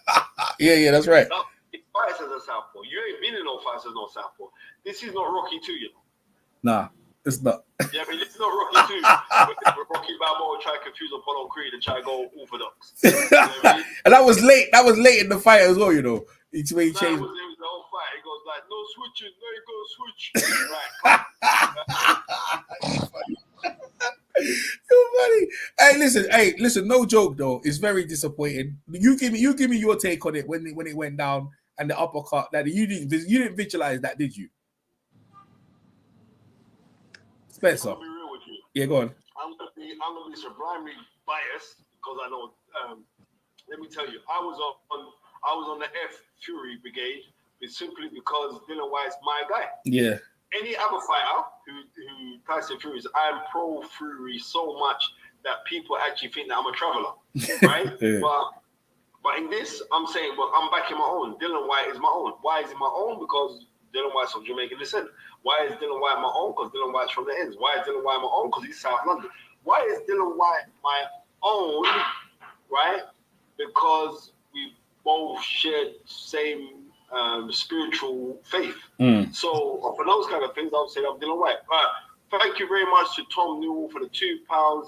Tyson's legs have gone, but power improved. And you know what? I kind of agree because he's not moving that much now. But you know what? The guy is a very clever boxer. And what I'm trying to say is this. If we're looking at attributes to Tyson Fury and Dillian Whyte, most of the attributes you're going to give to the favor of Tyson Fury. So why on earth would Dillian try to engage in a boxing match? That's what AJ did. That's what AJ did with Usyk, right? Exactly. I don't get it. I don't get it. I was ringside for that fight when I missed it. And I said, well, what's he doing there? I said, he's going to knock him out. So I said, no, he ain't knocking that down. Did you see Teddy Atlas's game plan? How for Dillian to win?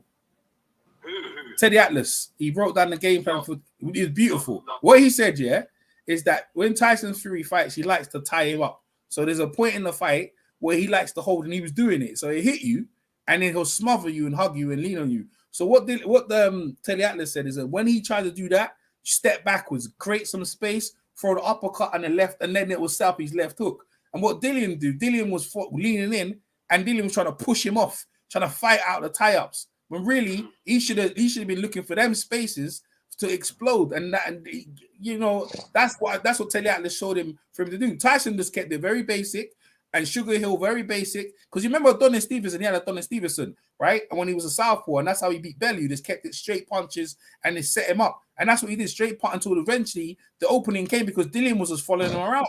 He was just following him around, and then he threw the uppercut, and Dillian was caught, and then Tyson pushed him. He pushed him down. I see Mayweather do that. Pushed him down, and then the referee. I think the referee did the right thing because Dillian's legs started to start. His legs he didn't look solid. I think he's been pushing too many weights, man. He's been lifting so many weights, man. If you look at the workout, he's pulling a whole heap of weights. It's very disappointing. I got some people over here. Hey, we're in the Price is Right on eating boxes. Hey, you guys gonna any questions for Spencer? The fight is right on the Price is Right. What are you talking about? This ain't the fight. Yeah. The fight. Hey, I know Phil Walker. Where's Phil? Where's my man Phil? Phil. What's up, man? What's up? You got a question for Spencer, or you got something to say to Spencer? Go on. I know Spencer's your man. Go ahead. Yeah, man. Spencer, I know you and Dillian, you guys got a close relationship. You pretty much, my question I was going to ask you was, did you have any insight on him coming in with the game plan that he came in with? Obviously, you said you didn't like it. But just as far as Dillian, what do you think he goes from here, considering that, he's subjective to getting hit with the uppercut so often? I could see you got Joseph Parker. Joseph Parker is fighting Joe Joyce, so he could fight the winner or the loser of that fight. Dillian Whyte is still a marketable name in the UK.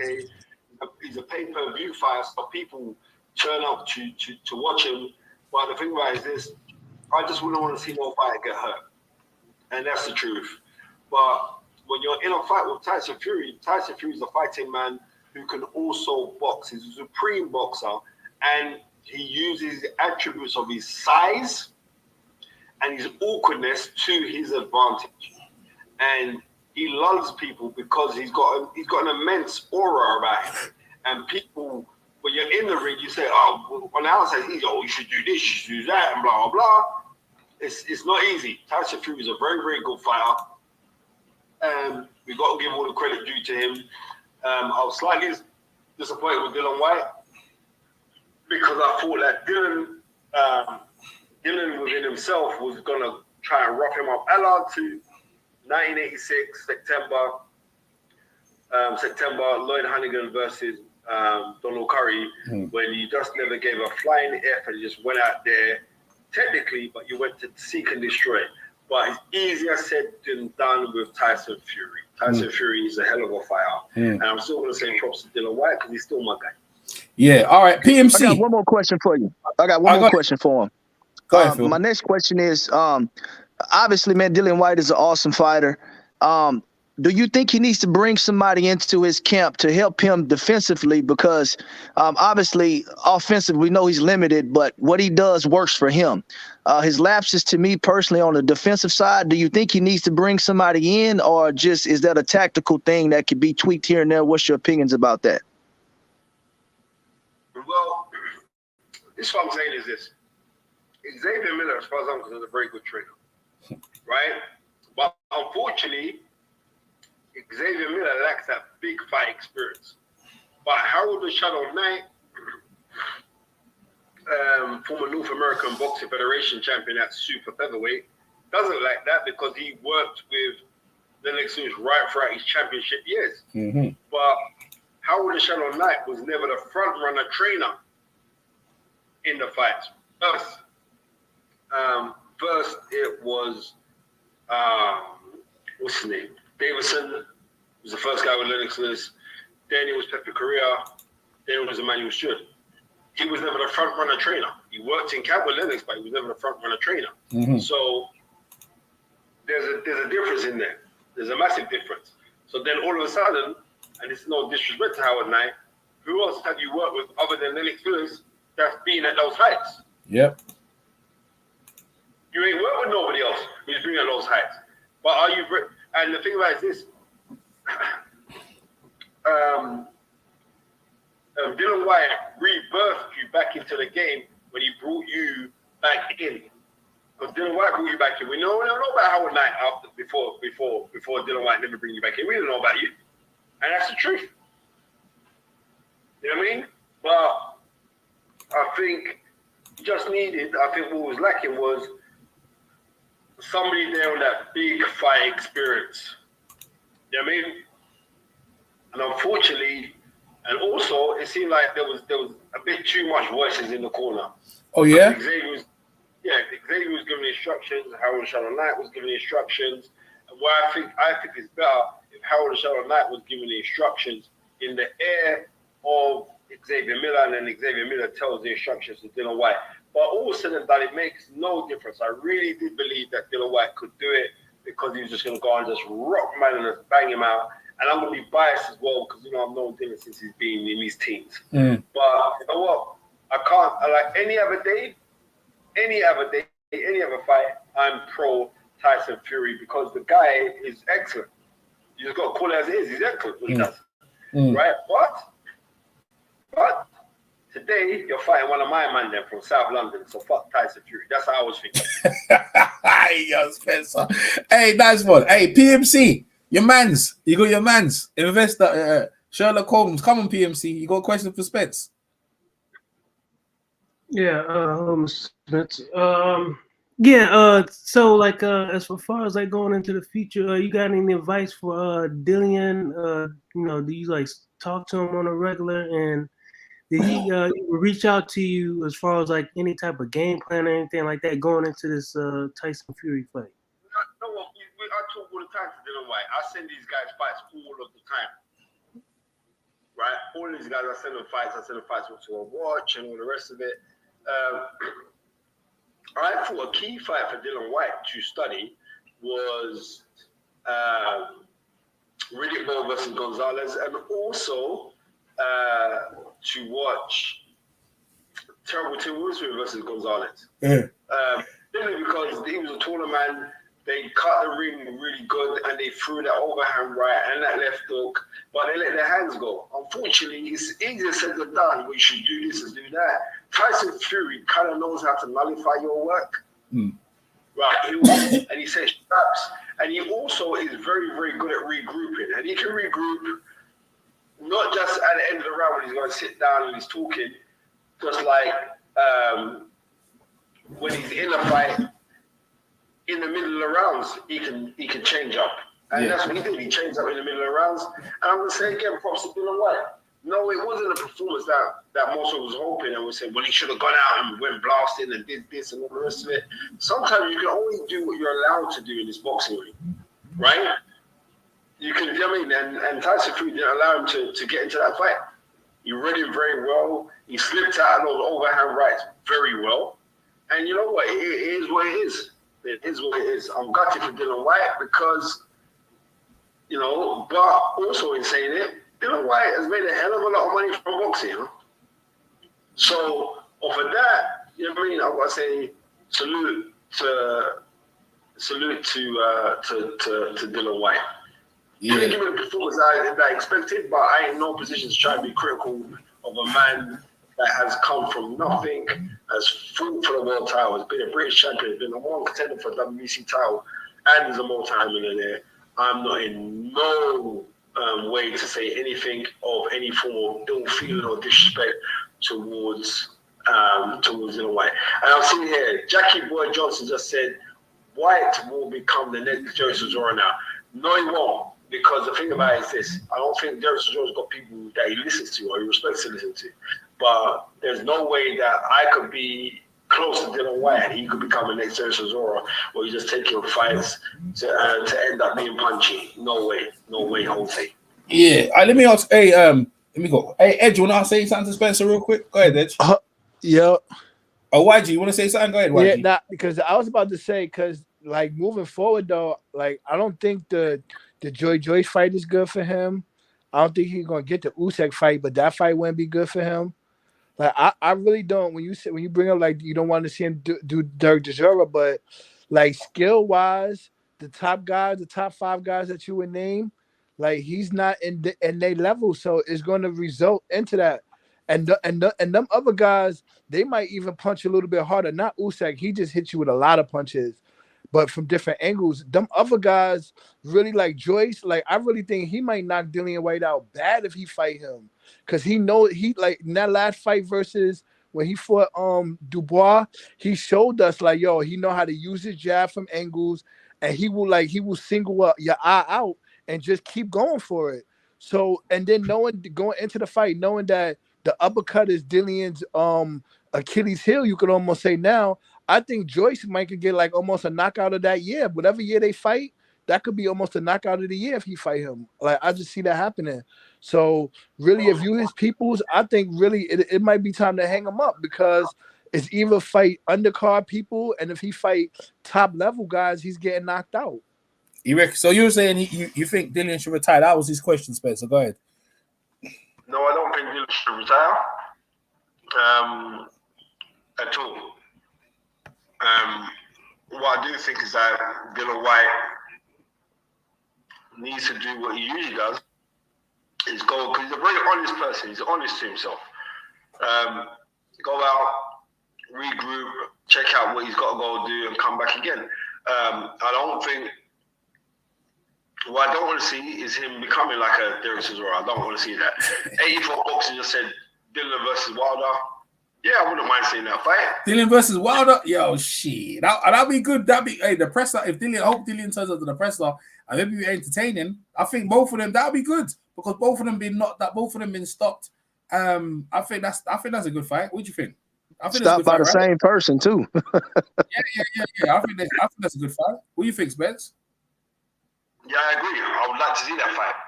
But, I'd like to see that. But see, Spence, this is my thing about that though, Spence. Like, even in the fights we've seen him win, I'm talking about Dillian, he's been knocked down, and even like if he come back and won versus those guys that are not big punchers, like the Parkers and them who had him hurt. So to throw him in there versus a guy that's with a big right hand, and like he's gonna get knocked out in that fight. Like if he fights Joyce, that's a knockout. He fights Wilder, that's a knockout. Joyce, let's bear in mind, Joyce was losing against Carlos Takam.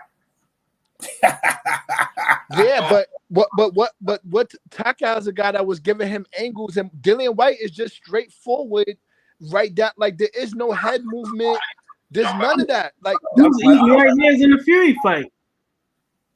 Like there's no head movement, none of that. So it's basically his chin is up there, and then once he tried to duck the jab, then here comes the uppercut.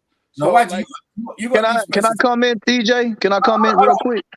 One second. See, the thing is, when you guys finish, you gotta let Spencer answer though, because otherwise, you ain't gonna hear it because the volume ain't. Go ahead, Spencer. Answer what YG was saying. Go ahead. What was he saying? Go say that again, YG. YG, go ahead, YG. Make it short, YG. Never make it short. I was just saying those guys are just bigger punchers, and Whyte has no head movement. So I see him coming in, and he's just gonna get hurt. I know you said the Takum fight, but that guy had head movement, was moving. Dillian Whyte doesn't really move his head like that. So, like, for him to fight Joyce or Wilder, I feel like he'd get knocked out versus those guys. Go ahead, Spencer. No, Whyte did show his head movement in the fight just a minute ago. Sorry, Tyron Booth. Yes, I'm eating cupcakes. It's my daughter's birthday today, and we had loads of cake and cupcakes, so that's what I'm scoffing. Happy but birthday. Thank you very much, bro. But I'm saying, anyway, I mean, Ivan has just said, like, Spence, I got down this phone talk because I got people in here who are running out of questions for me to go to. Anyway, it's been a pleasure being on your show, EJ Boxing Live. I've got to jump in the rest of these fans, Hey, nice one, Spencer. All right, man. Bless you. Take care. Thanks very much. Take care. Bye-bye. That was Spencer on the sorry. Man, YG took up all the question time, man. Well, real quick, I like to comment to what YG Nice said though. Man, YG said enough, man. When I get a chance, when you get a chance, I like to comment to YG's comments about Dillian. Yeah, you might as well go there because Edge is right, man. That's why you suck. Go on, Edge. Go on, Phil. Go ahead, Phil. Well, so now, just what YG said. He said that those all be bad fights for Dillian. I mean, this is my deal right here. I don't think Dillian needs to retire, but this is what I will say. It's not like Dillian Whyte has evolved over the course of his career, right? Dillian Whyte's been the same fighter since, I first seen him when he was before him and AJ fought, right? So he's been the same fighter. Dillian Whyte has had success being that fighter, right? I think it's a little too late for him to change his style of fighting. And I think he still will have success against some guys. So, to count him out against the top guys, to me personally, is a bit premature. Because, I mean, at the end of the day, with all his flaws and his lack of boxing skills, his lack of defense, I mean, it's been proven that what he does can work in some circumstances. I mean, he did beat Parker, who's a great boxer. I just think that I wouldn't necessarily count him out because I've seen him have success on the highest level, right? So at the end of the day, I think he can go on. He still may end up being a champion sooner or later. It just depends on who he fights and styles make fights. I just think to call him to a retirement party is premature. But I do think that he does face a lot of adversity with a lot of the different styles in the division. But you just never know what can happen. And I think it's a little too early to count him out completely. Yeah, anyone want to say anything? Man. Forget all that, man. We all know what we seen over the past 5-6 years with Dillian Whyte. It was a mediocre rise to fame for Dillian Whyte. We know that. What's the name? Know that? Who was the guy? Who was the guy that was on the show? Spencer Fearn. He know that. We all know he game and schemed his way to a championship fight, man. We all know that. He turned down so many mandatories, many opportunities. Like the Cooper Pulev fight, the Luis Ortiz fight. He didn't fight nobody to prove himself. He didn't. I mean, it ain't like Wilder, man. It's different. You know what I'm saying? Wilder said I was going to prove myself, and he attempted to. You know what I'm saying? By fighting the lineal champion. You know what I'm saying? He just hold them belts. He wanted to prove that he was an actual WBC champion by fighting Luis Ortiz, who wasn't even a mandatory. You get what I'm saying? He saw it out. How you get to Wilder? I'm just saying this. Look. One thing. What I'm saying is this. Let me finish. No, what I'm saying is this dude didn't create no static. He didn't create no other lane. You know what I'm saying? Who you talking about? Dylan? These people, you guys have to stop with this. His first opportunity to rise and say he's the man was against Anthony Joshua. he got knocked out, right? Mm-hmm. Then he tried to go up. Then he tried to weasel his way into a championship fight, dropping all these mandatories with the IBF, the WBC, cheating versus Oscar Rivas. We know he cheated. You know what I'm saying? He had suspect. Oh, come on, man. He started all this nonsense. Like, look, you're one of those typical guys, man. It comes up with this conspiracy theories, like aliens are coming to the planet and all that kind of nonsense. Look, I'm just saying. Edge, let PMC finish so we don't have to fight over. Because Edge, everybody who know boxing and know already. You know what I'm saying? And that's why Spencer hopped off the phone when YG came into the phone. You know what I'm saying? That's why he hopped off. Theories, man. Come on, man. He jumped off the phone because YG was talking. He was like, man. He said, I don't want to. He came out of left field and said, I don't want to see Dillian Whyte turn into Derek Chisora. Like, so, and then I'm like, I'm like, so if that's the case, then I don't think the Wilder fight, because them guys is gonna knock him out. Yeah. If you don't think Deontay Wilder's finding his soul right now. Joyce can knock out Dillian Whyte. Trust me. Deontay Wilder is finding his soul. He's doing soul searching because Tyson Fury took his soul twice. And the way Dillian Whyte fights, what's Wilder got to do with anything? He's retired already. The way Dillian Whyte fights, walking straight forward, that's the way you like a puncher like Deontay Wilder. That's a guy who he needs to fight because he'll help him find himself. Wilder ain't finding nobody. He's finding his soul right now. He's soul searching. Did you not hear him? So is Dillian Whyte. What do you think? No, mate. Deontay Wilder is finding his soul. Don't make things up. I get it. Deontay Wilder is gone soul searching right now. We were saying, what is Dillian Whyte going to do moving forward? Who is he going to fight moving forward? Right. He can fight anybody he wants. He's a pay-per-view star. Any of those guys in the UK. Pay-per-view what? Pay-per-view what? If Derek Chisora can still get big fights, Dillian Whyte can get a big fight. Can he beat Frank Sanchez? No, but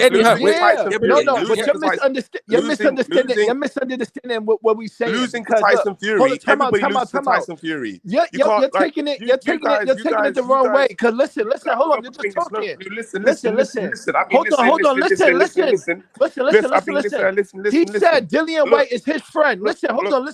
He said Dillian Whyte is his friend, right? He don't want to see his friend get beat up, right? That's what he said. He don't want to see his friend get beat up. Hold on, that's what Spencer was saying. He was saying he don't want to see his friend get beat up and go down a Derek Chisora road. And what I'm saying is, if he fight any of the top five heavyweights, he's gonna lose. He can't beat none of the top 5 guys. He could beat a Parker. He could beat them guys, them B-level guys. But when you get into the top 5 guys like Usyk, who's the top 5? Who's the top 5? Usyk, Anthony Joshua, Tyson Fury, and if Deontay Wilder's still lacing him up, you still got to put him at number 4. He can't beat none of them guys there. Look, and if you don't got Deontay Wilder, he retired, and you slide Joyce in that slot. Joyce could beat him too. He can't beat Joyce either. Look how he and Joyce does a way stronger jab. Joyce already showed me. Joyce already showed us. You guys give me headaches. Yeah, the fact of the matter, you guys come in here. Because hold on, man. Let Edge respond. Dillian Whyte, because Dillian Whyte lost to one of the best heavyweights in our area. You guys saying he should retire. If every single heavyweight retired, there'll be no fucking fighters in the top 10. That's what you just said about Deontay Wilder. You just said Deontay Wilder is searching and finding himself because he lost to the best heavyweight. Someone loses to a fighter. You should quit this retirement talk because they lose to a fighter. He lost to Tyson Fury. Everybody and that's the same thing we can say about Wilder, and you just dismissed him. You just said don't even put Wilder there, and that's the only person he lost to. Wilder dismissed himself. He said he's going soul searching. He said it himself. I'm telling you, I'm just reporting the news. Don't hate me because I'm reporting what Deontay Wilder said.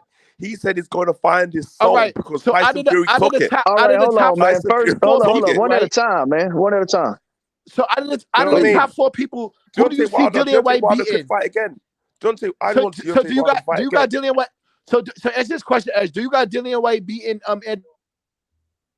Yo, Tyson Fury's press conference on, so we don't need to go into that no more. Yeah, let's see if I can Phil had a question. I hope Phil still remembers. Let's see if Tyson Fury in the press conference. Let's see what he has to say. You must have to pinch yourself. You went to America. Yeah. You come back. Let's see what he has to say. The champ. Let's see what the champ has to say. That was the icing on the cake, you know. And the ring walk music and thing was planned. It was something that I wanted to do. It means a lot to me, that song, the Biggie Smalls song, because it was just a dream. It was all a dream, and it all come to reality. So it was unbelievable. It was just an amazing night. Ring walk was very special to me. I got lost in ring walk, actually. I started running, screaming and jumping. I was on fire tonight. I really enjoyed myself, and it was phenomenal. You know, the fans were amazing. Everybody, the whole show was amazing. If you could have planned the perfect show, perfect ring walk, perfect entrance, perfect fight, I couldn't have planned that any better. Look at me.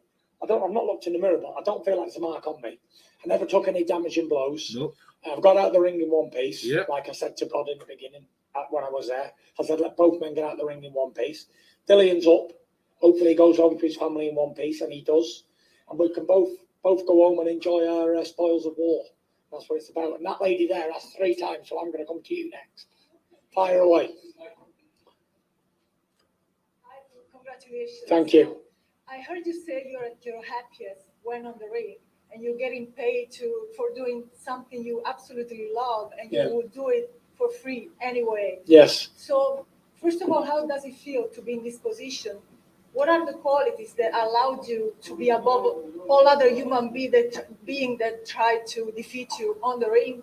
And also, are you really sure you're ready to give up the adrenaline, the lifestyle, and the ring? Good question. It was absolutely fantastic. Retiring, isn't it? I feel at home in that ring. I feel like a dolphin in the water in that ring. It's what I do best. It's what I was born to do. You know, people are born and they never find a calling card. Some people do, some people don't. But I really do believe that I was always meant to be heavyweight champion of the world. There's nothing else that was ever going to be. From being a little boy, I was always destined to be the heavyweight champion. There was nobody that didn't believe it. My family all believed. So it was. It's been a very special career to me. Very special. WWE have announced the UK pay-per-view show in September in Cardiff. It's the first big stadium show here since 1992.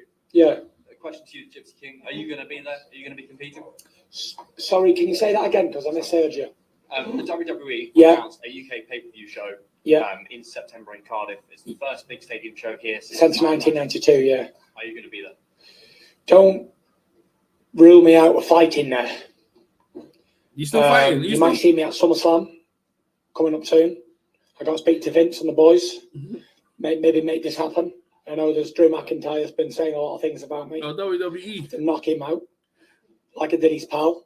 You know, I'd love to be at Cardiff. I'd love to be back in the centre stage in the UK, especially for the wrestling. I enjoyed it last time in Saudi Arabia. It was fantastic. So to come here and do it would be phenomenal. And we're definitely going to make a bit of contact and see can we make that SummerSlam thing a reality. Next question. Come on, man. Someone going to ask some good questions. Who's that? Gareth A. Davis? I didn't think much of it, to be fair. Did it confuse me? No. Because I did it straight back to him in round 2. When he turned southpaw. He's talking about when he turned southpaw. Like he came out southpaw, I come out southpaw. It was different. And I know Dillian was never going to stick to a southpaw for the full fight because he doesn't do that. But it was good, you know. Dillian was a tough man. He took a lot of punches, good punches to the body and head, good jab breaking him up. Strong man, big, tough, strong man. But my range is very special, and I can keep him at that range. And if they walk into me, Andy Lee was saying in the corner, he's gonna chuck it all away and he's gonna come straight at you because he's gonna get impatient. And Sugar was going, right. Do you know what Sugar said to me around 5? He went, I want you to break this mother beep beep beep up. He said, unload on him. He said, hit him to the body with that right hand and hit him to the top with it. Let him have it, wouldn't you, Sugar? Send it straight down the middle he was going. And I think it was round 5, I hit him to the body, bang, with a left hook, and I hurt him. And then I put one downstairs to the right. It was good, you know. We had a good game plan. The game plan, I don't know, did you think it worked to what we were saying on the garden yesterday morning, Shane? Yeah, so, and when he started walking forward like that, pushed it straight down the middle and then right up, bang, you know. Shit, man. They didn't see that. It worked out, man. Yeah. So, definitely.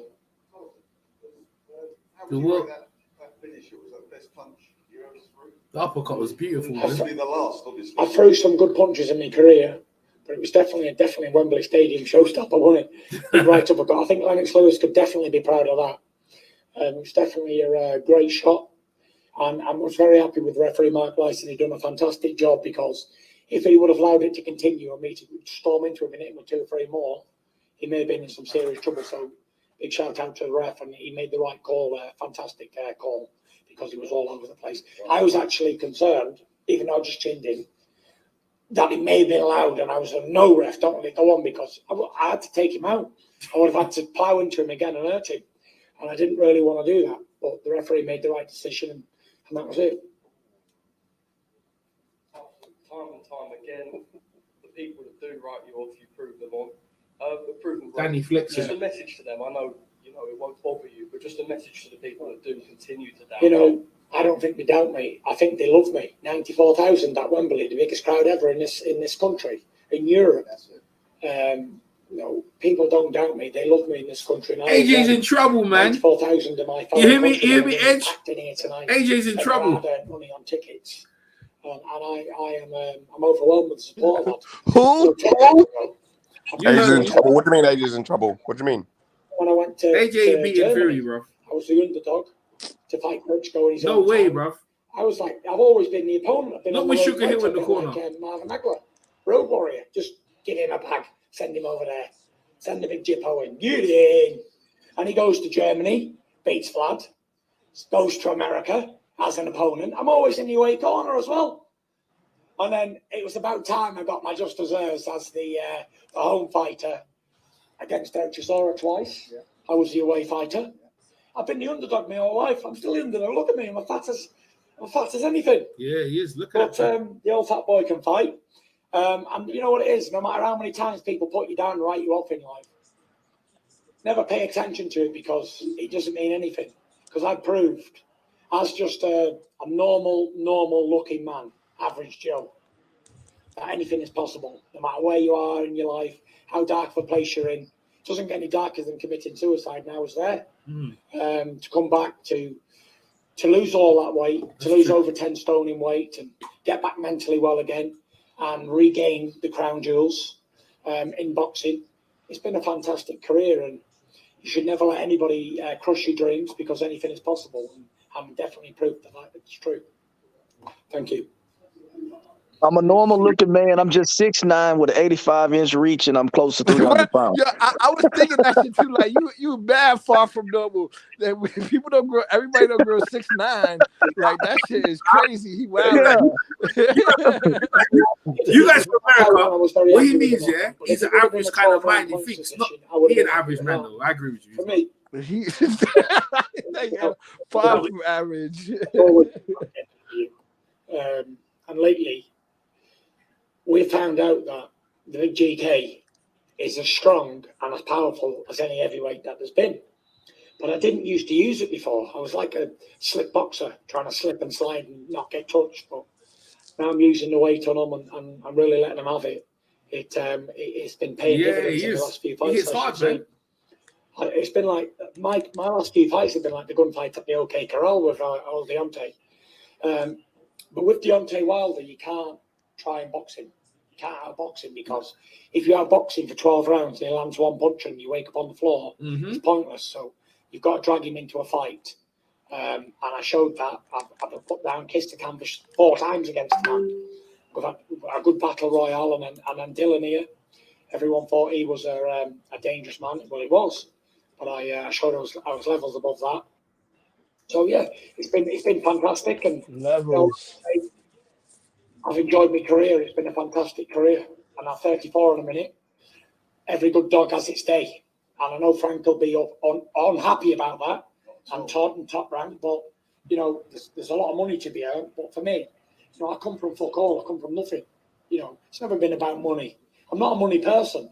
I drive around in a 07 Passat on 56 plate diesel.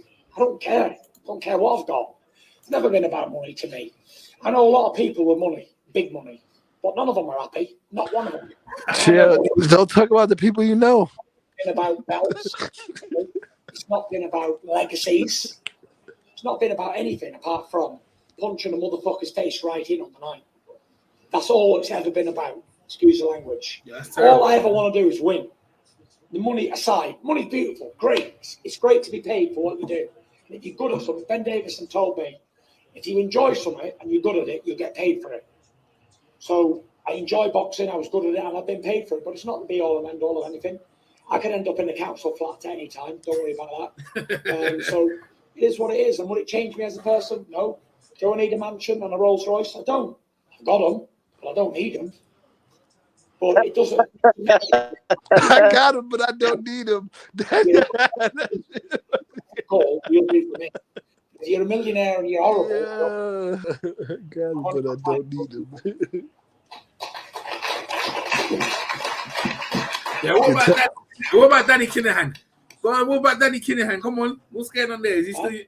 He's definitely not good to talk about that. You live right now too? Yeah, we're still live.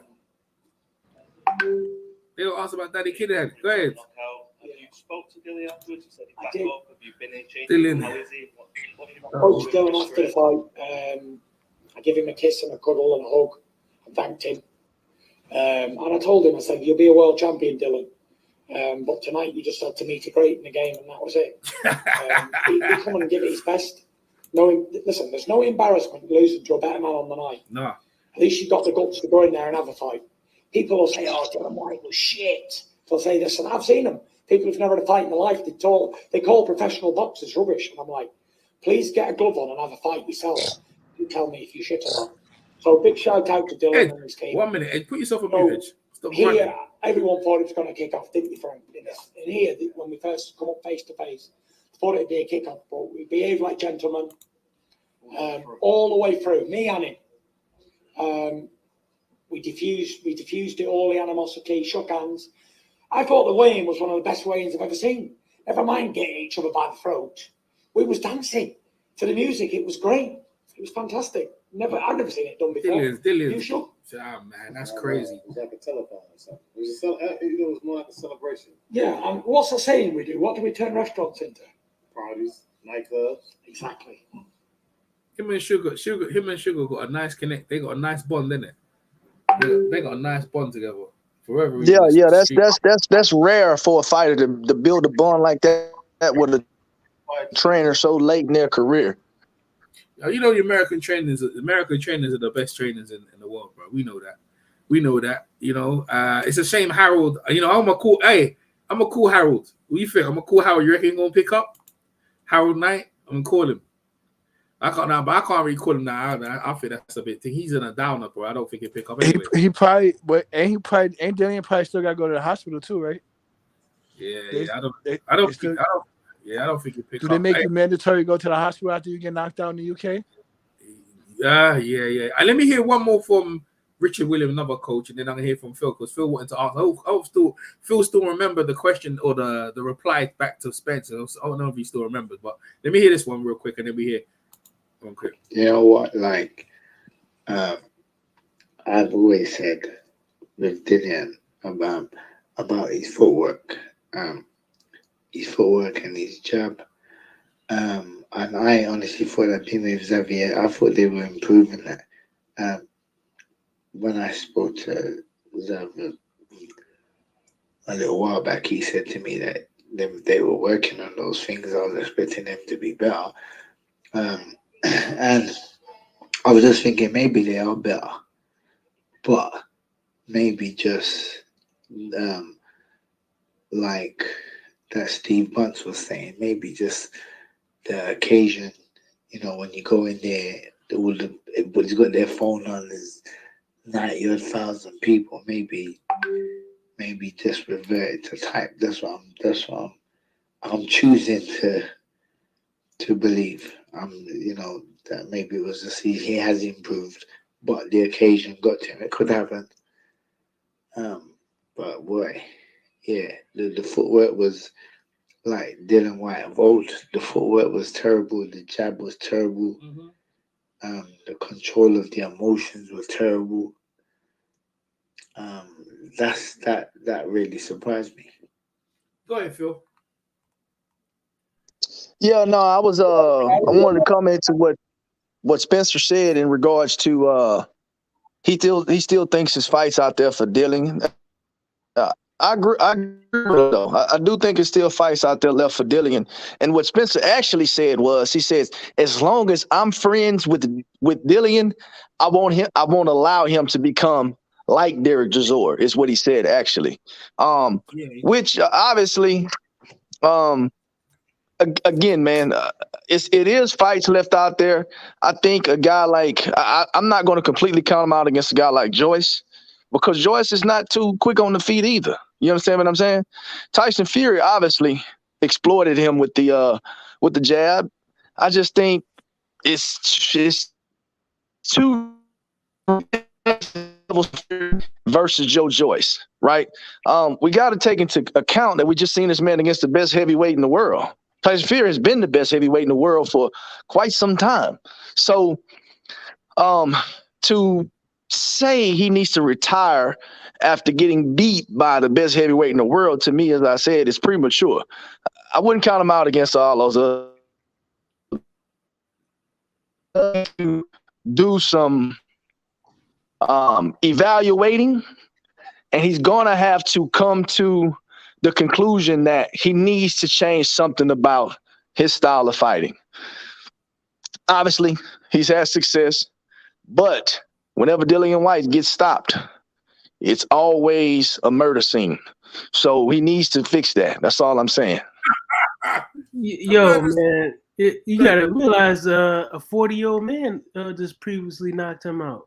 You know what I'm saying? So dudes, knocked him out, man. That's the only reason why I was saying, I don't want to take credit away from Povetkin. He came in, he defended that one. I think Dillian Whyte has had some good opponents. I don't think it was his rise was mediocre. I think he fought some good fighters in his rise. Obviously, he lost to Povetkin, but at the same time, I don't think Parker is a mediocre fighter. I don't think Oscar Rivas is mediocre. I don't think Povetkin is mediocre. Povetkin has experience, and obviously he exploited that against Dillian Whyte. That's the kind of stuff that you need in order to make strides in professional boxing. I mean, the alternative to him fighting different guys, obviously, he wasn't going to fight AJ. He had already lost. He wasn't finna fight Wilder because he was tied up with Tyson Fury. He could have fought Luis Ortiz. That fight didn't happen. But at the same time, he still fought some. He still fought some credible opponents for the division. So I wouldn't say it was.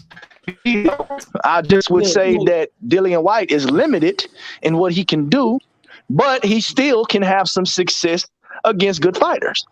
Obviously, his game plan was all wrong tonight. You'll feel me turn into a robot sometimes when you're talking. So that's one minute, YG. 1 minute. I'm just saying. So YG gonna talk and then PMC after. Go ahead, YG. I'm just letting you know. The reason why I was saying it was time to because what you gonna say I'm not gonna let him be Derek Chisora. So my response to that was well, to me, he can't beat none of the top 5 guys, and when he fight them, that's all gonna be like how y'all said, a murder scene. So if that's your friend, you might as well tell him it's time to hang him up, because if not, the Derek Chisora role fighting younger fighters up and coming under that is that's what he's gonna be resorted to, and some of them young guys might even knock him out. Like that Jared kid that's mad young, that mad aggressive, and there's another Frank Jared Sanchez. Them Anderson. guys, all them guys, Yeah. I think all them guys are knocked Dillian Whyte out cold. Seriously, I think if what you call saying that's his man's, he might as well tell him yo, you got paid, fall back, because if you're not, you gotta fight B-level guys. If you fight the top A-level guys or B+ fighters, you getting knocked out. Yo, YG, let me give you a break. Spencer is a fighter, and he thinks of a fighter. Spencer been knocked out a lot of times in his career, and Dillian got knocked out in his career. Them guys fight for money. He got a good payday. I agree with Phil. He might come back. You'd be right because you're thinking, well, you can't win at the highest level. What's the point of fighting? But that's what they do. YG, PMC, go ahead, PMC. Look, Dillian Whyte ain't crazy, man. You know what I'm saying? There's a reason why he avoided a whole lot of fights. And, you know what I'm saying? This look, you know what I'm saying? He might act crazy, he might talk crazy, but he got good sense. You know what I'm saying? He got good sense. He got to know he ain't beating down no Frank Sanchez. He probably got a chance versus F.A. Ajava, but like YG was saying with Joe Joyce, you looking at a power puncher. You know what I'm saying? You looking at a power puncher is gonna knock your head off with F.A. Ajava, and then so I mean, like who else he gonna beat? He ain't beat no Dubois. You know what I'm saying? Dubois probably learned his lesson. He probably gonna stick with his jab and just try to take him out late. You know what I'm saying? That's a good fight for Dillian right there. But then this is why he would look like Derek Chisora if he start fighting guys like Dubois and them, like up and coming guys that ain't proved themselves. That's who he got to fight now. Because if he fight the top notch guys, he's getting knocked out. Chizore's not fighting up and coming guys. I mean, what are you guys talking about? He just fought against Usyk. Before that, he fought against Dillian. He fought against Parker. These are not up and coming guys. These are well established heavyweights that Derek Chisora is losing to. But he said he don't know. No, because we still going off of what you gonna say. He said he don't want to see him fight those guys, but we said like basically if he end up fighting the top level guys, he's gonna get knocked out cold. Remember, at least Derek Chisora, some of them fights he's going to distance with guys. Like Dillian's getting knocked out cold. Exactly, he getting knocked out cold. Knockout look like white man that just coming off the canvas twice. You know what I'm saying? Who pulled a hat trick? That dude pulled a hat trick. Now he just slip a punch, and that was it, man. That was lights out. That was classic. Come on, man. And he was winning, right? Come on, man. He was winning that fight, and he got knocked out. I'm gonna try to hit. Yeah, I mean, obviously we know Dillian Whyte doesn't have a chin. Like, I mean, at the end of the day, he's a come forward fighter that doesn't have a chin. You take that risk in boxing. This Dillian Whyte's style is not going to change. Okay, this is why I was so surprised tonight that he came out and he fought and he tried to box against Tyson Fury. Very, very surprising to me. But at the same time, I still think Dillian Whyte can have some success against some of these guys. It ain't no success, man. I'm looking at these rankings, and even in the WBC, this dude getting beat up. Okay, he fooled. I mean, you could say that, but until these fights happen, we don't know. You know what I'm saying? Until these fights happen, we don't know. I mean, he ain't beating no Michael Hunter because he can't box. He ain't beating no Flip Herkovich because Flip Herkovich gonna stand on top of him, and he probably gonna hurt Flip. Maybe Andrew Weiss, he ain't fighting Andrew Weiss. He ain't fighting Frank Sanchez or nothing like that. His best bet is he's gonna be a name for maybe Joe Joyce to keep busy after Joe Joyce destroys Joseph Parker in July. That's pretty. I mean, I'm not sure that Joe Joyce destroys Parker though as well. Maybe Tony Yoka, but Otto Wallin. That's why the Otto Wallin fight didn't happen. What happened with that fight? They were supposed to fight. He ducked that fight. Yeah, you know I'm not talking about the man ducking no fight. The dude ducked so many fights, and these are good fights. But he ain't proved himself. Why didn't he fight Otto Wallin? So this is what I'm saying right here, man. All I'm saying is this right here. Okay, Dillian Whyte has beat some credible opponents. To say that he just needs to retire after losing to the best heavyweight in the world, to me, it doesn't make sense. It was a different trainer, by the way. I think Xavier Miller. Yeah, you know, it doesn't. He ain't never had no belt. He ain't never had no championship belt, and I don't want to hear nothing about the Commonwealth belt. Or the I'm not nobody is talking about no belts or nothing like that. PMC Lansdale belt, whatever you want to call that UK belt, or the what was the Commonwealth, the British belt. Them two belts, they I mean, it's like darn neighborhood hooker or something like that. They be sharing them the way they be sharing them belts and stuff like Yeah, that. but PMC, what I'm saying, nobody's talking about any belts. I'm just saying he ain't did nothing, man. He ain't never. This ain't no Charles Martin. He ain't no champion. He ain't no champion. Okay, this is not Charles Martin. Charles Martin, at least he a champion. Joseph Parker was a champion. Yeah, but I think Dillian Whyte could stop Charles Martin if you just want me to be quite blatant. Dillian Whyte ain't never had no piece of no belt. He never came close to no yeah, belt. He ain't never drawn listen to me. He didn't even have. What's the point you're trying to make? What's the point you're He trying didn't to even make? have Tyson Fury on the canvas. He didn't even have Tyson Fury on the canvas, man. We got it, man. You think he's he's done? He if he had fought half as good as Otto Wallin, we would have been about, and with the distance, we'd be like, oh, okay, man, maybe someday Dillian Whyte can do something. You know what I'm saying? He went the distance and he put up one hell of a fight, a better fight than Deontay Wilder. We can't say that. You get what I'm saying? This dude sleep. You know what I'm saying?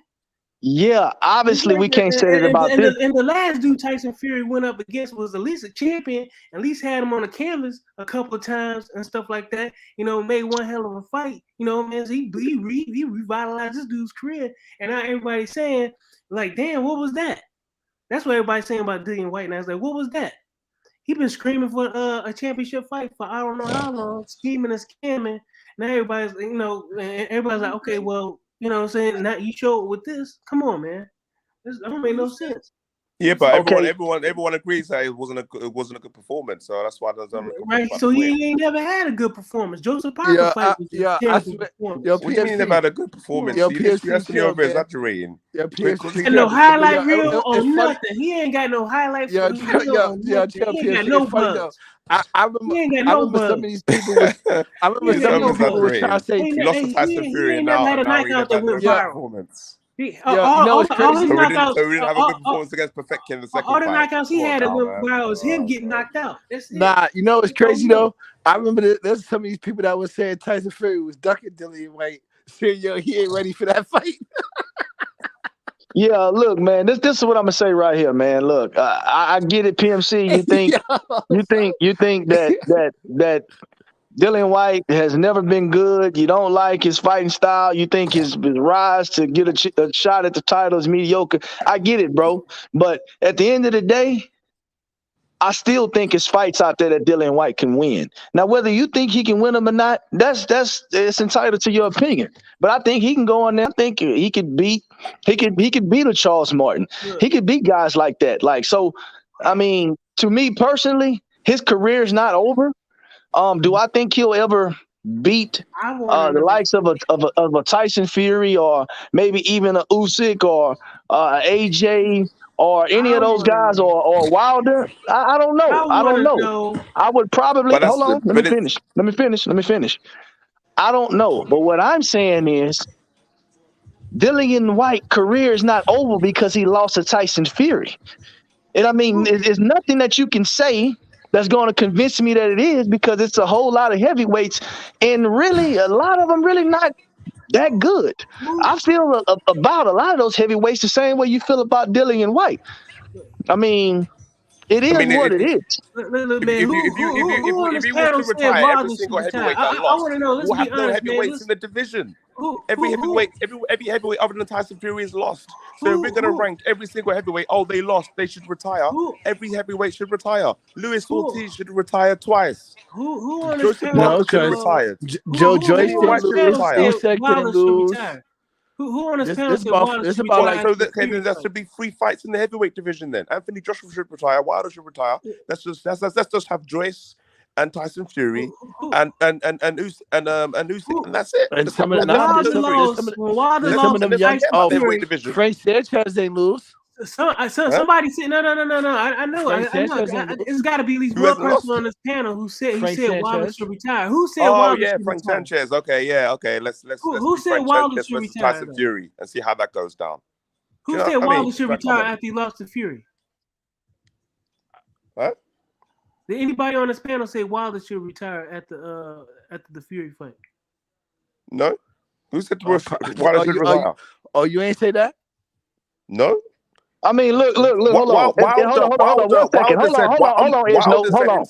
Edge Note, 1 second. Oh, hold up. Edge Note, 1 second. With Wilder, let me finish what I was saying and let you guys talk.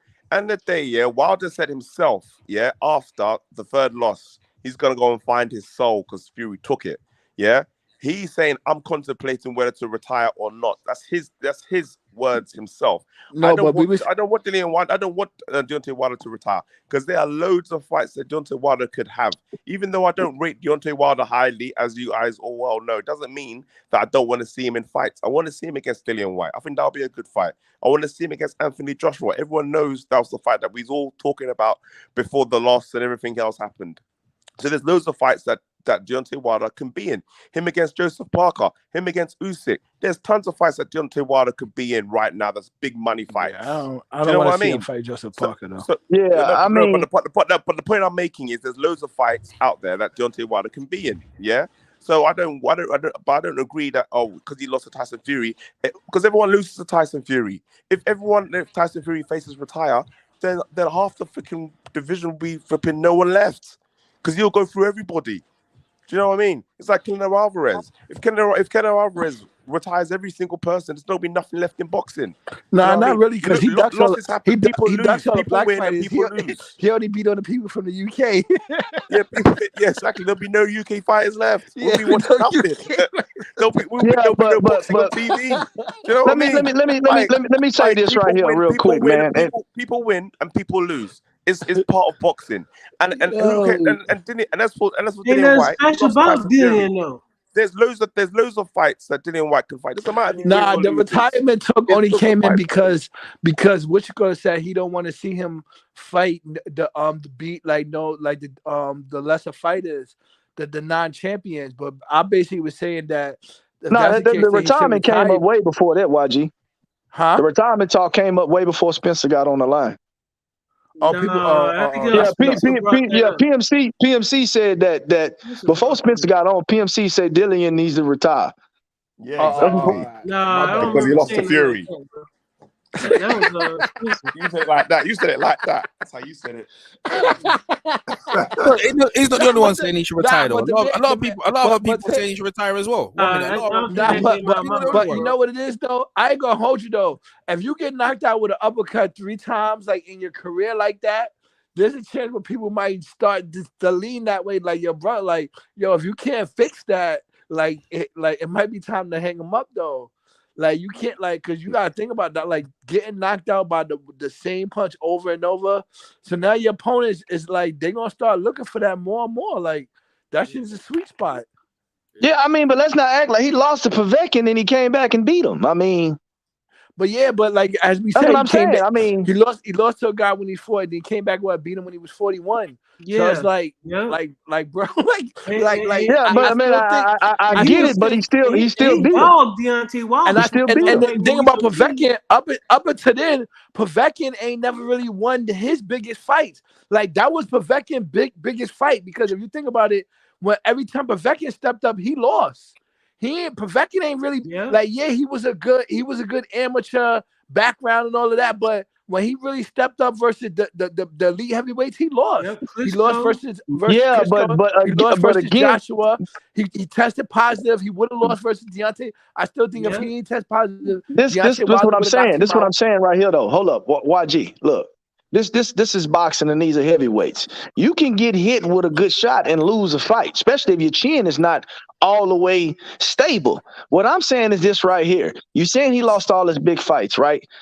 I agree with you, but at the same time, he went in there, fought against Dillian Whyte, beat him the first time, fought him for a second time, and he got stopped. So, to me, what that says is, okay, well, he lost all his big fights, but Dillian Whyte is better than Povetkin.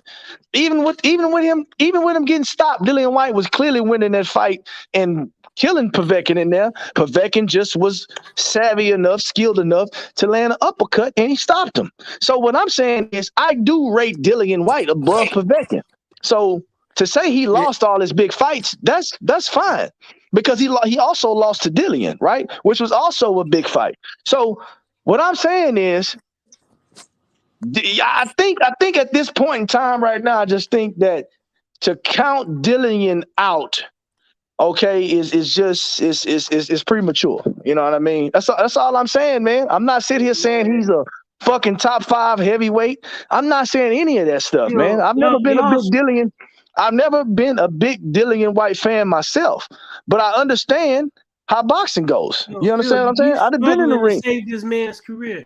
No, I'm not struggling to save this man's career, bro. Like at the end, that's why Spencer hopped off an hour ago. Bro, at the end of the day, PNC. At the end of the day, bro, hold on. At the end of the day, it was 93,000 people in that arena, and I can guarantee you, all of them wasn't going for Tyson Fury. They love Dillian Whyte in the UK, and they love him because the fights that he's brought, the fights that he's brought to the fans. And guess what? They still love him after this loss. It is not. I'm not saving his career, bro. They love him in his country. Somebody said it earlier. He said he's a pay-per-view star. I mean, in the UK, yeah. People buy Dillian Whyte pay-per-view. They like him as a fighter. I don't need to sit here and save it. I could point to real life proof that he is beloved in his country. Now, whether he'll win another fight again, I have no idea. But what I can say is this right here.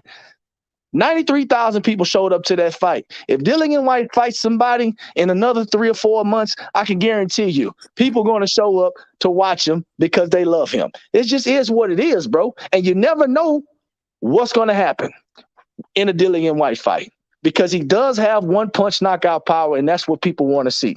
He always stands a puncher's chance, and that just is what it is.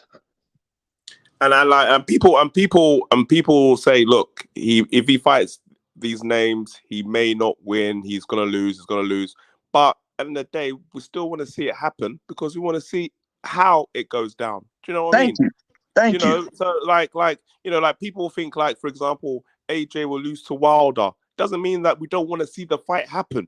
Do you know what I mean? We want to see the fight happen because we want to see how it goes down. If he actually will win or if he actually will lose. So I want to see Dillian Whyte against Usyk. I want to see Dillian Whyte against AJ. I don't want to see Dillian Whyte against Wilder. Would he lose? Yes, there's a high probability that he will lose. But I still want to see the fight happen because who knows? He could win. You never know. One shot can change a fight in the heavyweight division. Do you know what I mean? So, and people will still go and watch it. People will still go and see it. Do you know what I mean? Let's keep it real. 94,000 came and watched Dillian Whyte versus Tyson Fury, and everybody thought Tyson Fury was going to beat Dillian Whyte. Yeah? Except for David Haye. But if David Haye is delusional, we all know that. Nah, I mean, they had a bunch of people picking Dillian Whyte. No, people picked Dillian Whyte, but it was overwhelmingly Tyson Fury. Like, overwhelmingly. Yeah, of course. People. Obviously, Dillian Whyte had a chance. Everyone has a puncher's chance, and people will root for it. Like Spencer Fearn, he said himself he was rooting for Dillian Whyte. Yeah, but Spencer didn't really believe Dillian was going to win. He just said, fuck Tyson Fury. I know, but that's what I'm saying. Like, it's a difference now. We know that's like I want my friend to win, but I really don't think he is. That's a difference. You know what I mean? I know, but that's what I'm saying. Like, okay. That was a bad example though. That's what I'm saying. I know, but that's a good example because that's the kind of people I'm saying. Because I was rooting for Dillian Whyte to beat Tyson Fury, but in my mind, I knew that it was going to be very unlikely, but I was rooting for Dillian Whyte. I wanted him to win. But because I wanted someone to win, doesn't mean that it's going to happen. Do you know what I mean? Like, you know, the brain comes in and thinking it's going to be very tough. So even Eddie Hearn was like, well, you know, he wasn't like, I was going to beat him. Do you know what I mean? Like, everyone knows, really, that Tyson Fury is an overwhelming favorite. But, you know, I'm talking about these people who were saying that Tyson Fury was ducking Dillian Whyte. It's a large population of people that were saying Tyson Fury didn't want the smoke. That's all I'm saying. I'm talking about those people. They're just trolling, man, to wind people up, man. That's what it is, man. That's what they're talking about. Yeah, I mean, I figured they was trolling, but then it came to a point where I say, these motherfuckers, these boys really believe this. Excuse my language. Yeah, but look, at the end of the day, like, you know, now the proof is in the pudding. Like, Tyson Fury dealt with this guy. The issue I got with Dillian Whyte really is that I don't think he trained properly for this fight. I don't think he prepared for this fight properly. He came in overweight. Because he came in overweight, he was slow. He was more slow than Tyson Fury. He didn't perform. He didn't do no tactics whatsoever. I don't think he brought in the right sparring. I don't think he brought in any sparring partners that even looked equivalent to Tyson Fury. because I don't think he wanted to spend the money, and he wanted to save his money and thought he could do it the cheap way. Do you know what I mean? Like EJ said, he's been using too many weights. He's been going in the gym using too many weights, and he slowed himself down. And he got himself, and he gassed out after 6 rounds. He was gassed. So Edge, let me ask you. So Edge, let me ask you. Seeing what you've seen from Fury today, how you like Joshua's chances versus him? No, I always said Fury's the best heavyweight. Like when he beat Klitschko, Fury, I said Fury's the best heavyweight, and he will beat all the heavyweights. Do you know what I mean? So when obviously, stop lying, man. You didn't say that. No. Let me finish. But then what happened was he went on a drinking binge for a drugs binge for 2 years, and he was overweight, fat, and this and this and this. And I was like, well, if Anthony Joshua will beat him, because who would have thought at that time that Fury was going to be how he is now? Like if you guys would tell me at that time, oh yeah, Fury is going to do what he's going to do now, you're lying. Yeah. No, that's false. I've always said Fury was the best heavyweight ever. I've always said that. No, but at the time when he was coming back and he was like overweight, you wasn't that Fury. No, I said he was going to beat Deontay Wilder. I said that. What's that? No, I've never gone against the grain with Tyson Fury. I've always said he was the best heavyweight. When he came back to fight when Tyson Fury came back to fight against Deontay Wilder, I picked Tyson Fury all 3 times. Yo, the funny thing is though, I picked Deontay Wilder the first time because I wasn't sure about his fitness. But I picked Fury every time. Yeah, but the point I'm making is that I think that Tyson Fury is the fit Tyson Fury is the best heavyweight in the world. Do you know what I mean? Anthony Joshua won't be able to beat him just because his height, his reach, his movement is like, do you know what I mean? He's just the biggest and toughest, best heavyweight, and he's just got the more skills in his arsenal than Anthony Joshua has. And that's what it comes down to at the end of the day. All right. So long story short, you actually did have AJ beating him at one time. But the reason why I thought that he definitely did. Because that's the point I'm getting at. You did have AJ beating Tyson Fury at one point in time. Yeah, that's what I'm saying. The reason why that ain't what you said at the beginning, Edge. God damn, man. Come on now. That's not what you said at the beginning. You said at the beginning you've always had Tyson Fury beating AJ, and then you said, well, yeah, when Tyson Fury first came back. Let me finish what I said. I said, okay, all right. I thought I heard that, but go ahead. I'm sorry. When Tyson Fury beat Klitschko, right now, I think, look, I'll tell you the whole thing. When Klitschko lost to Tyson Fury, I said that Tyson Fury is the best heavyweight. He'll beat everybody. Yeah. The only reason why I say Anthony Joshua will beat Tyson Fury because of his fitness, his drug abuse, his thing. I didn't know if Tyson Fury was going to come back and be the same Tyson Fury that was the one that beat Klitschko. Because who would have? So you did have AJ beating him at one point in time. Yeah.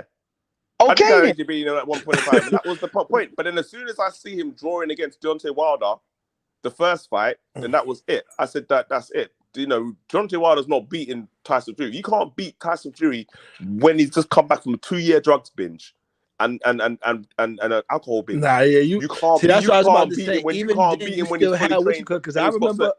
I remember you and EJ laughing at me when I told y'all that Usyk was gonna beat Joshua. You still had Joshua as the best heavyweight after he got the titles back from Andy Ruiz. You did not have Tyson Fury. You did not have You did not have Tyson Fury as the best heavyweight, even with Joshua having 3 belts. Well, look, watch G. Look. He just admitted that he did have AJ beating him. So you haven't always had Fury as the best heavyweight. We've already cleaned that up. We ain't even got to go down that road. He told on himself. Next question. I just want to ask you. Who you got? Who you got in the rematch? You got AJ getting the titles back? Okay, then you guys on trying to be smart. So for 2 years, when he was on an alcohol and drugs binge, you're telling me that Tyson Fury was the best heavyweight in the world. So while in the peak of his drugs binge, when he was overweight and fat, you're trying to tell me that he would have been Anthony Joshua when he was in that condition. Yes or no? He was retired. No, good. No, he wasn't retired. No, because he was. Yeah, when he was on his drugs. Hold on. Let me answer the question. Let me Let me answer the question. This is what I'm you don't telling you want to right answer the here. question because you know I'm right. Come on now, Bro, look, let's hold keep it on, real. man. I'm trying to 100. answer the question, Edge. No, Okay, go on, answer just the wait a question then. second, dude. Yeah, This go is on. what I'm Yes, telling or you. no? During Okay. Jesus. Okay. During Tyson Fury's suspension, retirement, whatever you want to call it, as long as Tyson Fury was an active fighter and lacing up gloves to fight, I have always had him as the best heavyweight in the world, even before he fought against Vladimir Klitschko. You can go check the archives, go to my man Charlie Brown Boxing, and I've been saying it for almost a decade now. So, bro, I'm on record with this. As long as Tyson Fury is lacing up gloves, nobody can beat him. I've been very consistent with this. And it just is what it is. Even after the drugs, the alcohol abuse, the suicide, I said if he puts on gloves, he's going to win. Nobody can beat him, period. So you're telling me that in the peak of the range, when he was fat and overweight, he would beat Anthony Joshua? Yes or no? If Tyson Fury laces up gloves, I don't care when it is, he can beat anybody in the world. I've always said it. Yo, so do you got Joshua? Do you got Joshua being Usyk back for the titles? Huh? I think to be honest with you, I don't know, because I'm just disappointed in Anthony Joshua's performance in the first fight. Like if he anyways, it's very complicated. Because the problem I have with Anthony Joshua is I don't know if he is intelligent enough than what I thought he was. Because at the end of the day, if he's saying to me that, oh, my coaches did the tactics, I'm just following what the coaches says, that at some point you need to go and question what the people are teaching you are saying. Similar with Dillian Whyte. Like if they're telling you, it's simply like what Spencer Fearn said. If someone in Dillian Whyte's team is telling you you need to go and box against Tyson Fury, then at some point you need to step back and go, wait a minute, I'm like 6'3". This guy is 6'7", longer arms, longer reach, bigger. No one has never outboxed Tyson Fury. I'm a limited fighter. Are you trying to tell me that you're going to convince me that we're going to go into the training camp or camp trying to outbox this guy? Do you know what I mean? Like, nah, I get it, because like I remember before when I know you remember this conversation that we had just as when Usyk was moving into the division, and I told you guys that he was gonna be able to beat Joshua. You guys laughed about it, and I just said like, yo, the footwork, all the things that I said came to fruition. That's why I'm trying to see now. Are you still on that side of the fence saying that Joshua could beat him? Because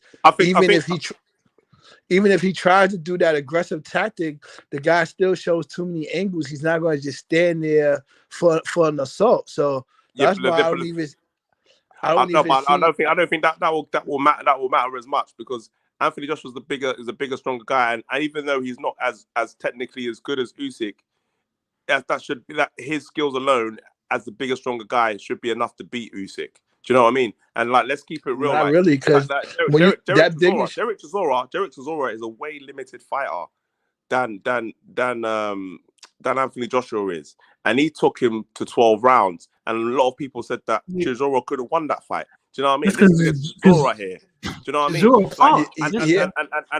And the differences between the Chisora fight and the Anthony Joshua fight is that Chisora put it on him straight away. And if Anthony Joshua was in Chisora's shoes, putting it on Usyk the way that Chisora did, and with better skills and better tools in his armory, he would have got Usyk out of there. And but Anthony Joshua doesn't absorb punches the way Chisora does. So that's the point that y'all not looking in, that he doesn't take punches that well. So he's not going to just jump in there and try to do that dog fighting style that y'all saying. That ain't even him. Yeah. So people say. Hold on, Edge. 1 second. Okay, you're asking Anthony Joshua to fight like Derek Chisora. Okay, this is what I'm saying. Hold on, 1 second. Let me finish. Let me finish. Let me rephrase this. You're asking Anthony Joshua to come with a game plan similar to what Derek Chisora came in and jump on him straight away. Let's be honest about this, okay? Anthony Joshua has never fought in that style. So you're asking a guy who has never fought in that style to do this against one of the most, not heavyweight skilled, just one of the most skilled fighters in boxing, period. I mean, at the end of the day, brother, you can't ask this man to do something that he's never done because first and foremost, you're screaming stoppage if he does this. We don't even know if Anthony Joshua can fight that way.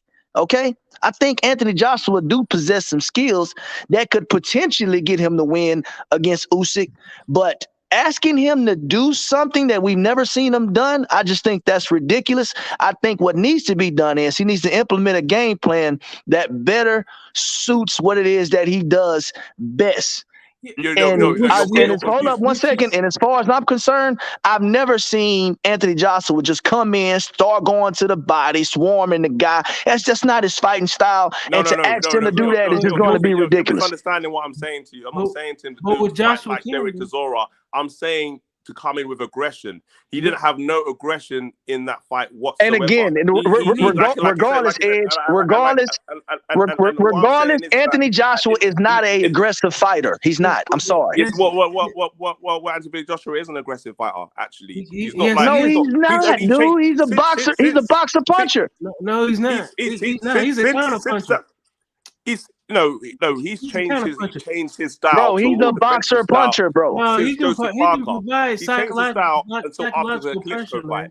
But Anthony Joshua always in the beginning was more of an aggressive fighter. He was more of a come forward, aggressive fighter.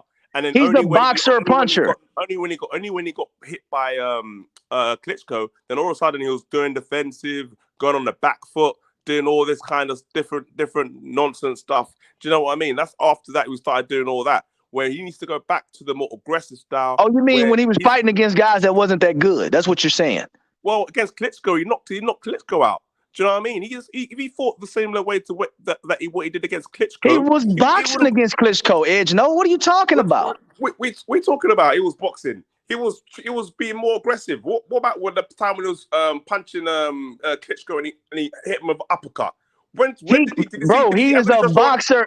Bro, he is a boxer. 1 second, bro. It is a highly different visual, okay, from a tactic that, let's just say, Derek Chisora uses in the way Derek Chisora fights versus when Anthony Joshua is a come forward fighter. Even when he's come forward, he's still boxing the guy. He's just not a mauler. He's not a mauler, bro. He's a boxer, bro. He is a boxer puncher. That's what he is. Okay, then.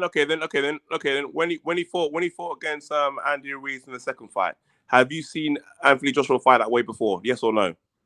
What, when you boxed? When he fought Andy Ruiz in the second fight, have you seen him fight like that? Yes or no? Yes, against Joseph Parker. Yes, I did. No, he didn't fight like that against Joseph Parker. Yes, he did. Yes, he did. Bro. He boxed Joseph Parker to 12 fucking rounds. Man. Excuse me. He kept coming forward for 12 rounds. Dude, he boxed him for 12 rounds. He kept coming forward. And the reason why he thought it was a boxing match because every time they got on the inside, the referee broke it up. Yeah, exactly. Regardless, bro, just because, so basically what you're saying is, bro, just because somebody, hold up, man, just because somebody's on the front foot, 1 second, just because somebody is on the front foot doesn't mean that they're an aggressive fighter. I said that the point I'm making is Anthony Joshua changed his tactics to made adjustments in the fight to make sure that he gets the results that he needed. Anthony Joshua will make the adjustments that he's not going to fight in the second fight the same as he always fights because he knows it's going to be the same result. He's got to be more aggressive. He's going to be doing different things in this next fight against Usyk that you're not going to be able to see, that you haven't seen before. He's got no choice but to do that. Because we all know if he fights the same way, like what you're saying, he can't change. You can't do this. No, I'm not. I never said he needs to fight the same way. What I said was he needs to implement tactics that better suit his strong points.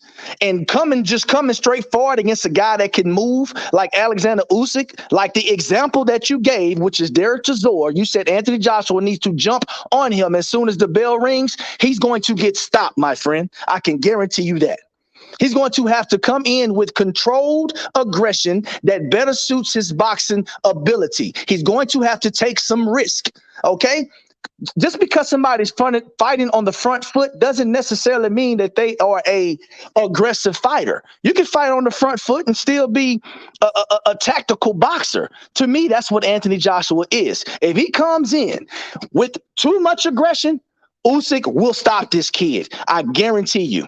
Period. I don't think so. Usyk Oh don't have no, the I power know to so. stop him. Usyk Man, don't have the okay. power to stop him. Mm, I said okay. it in the first fight.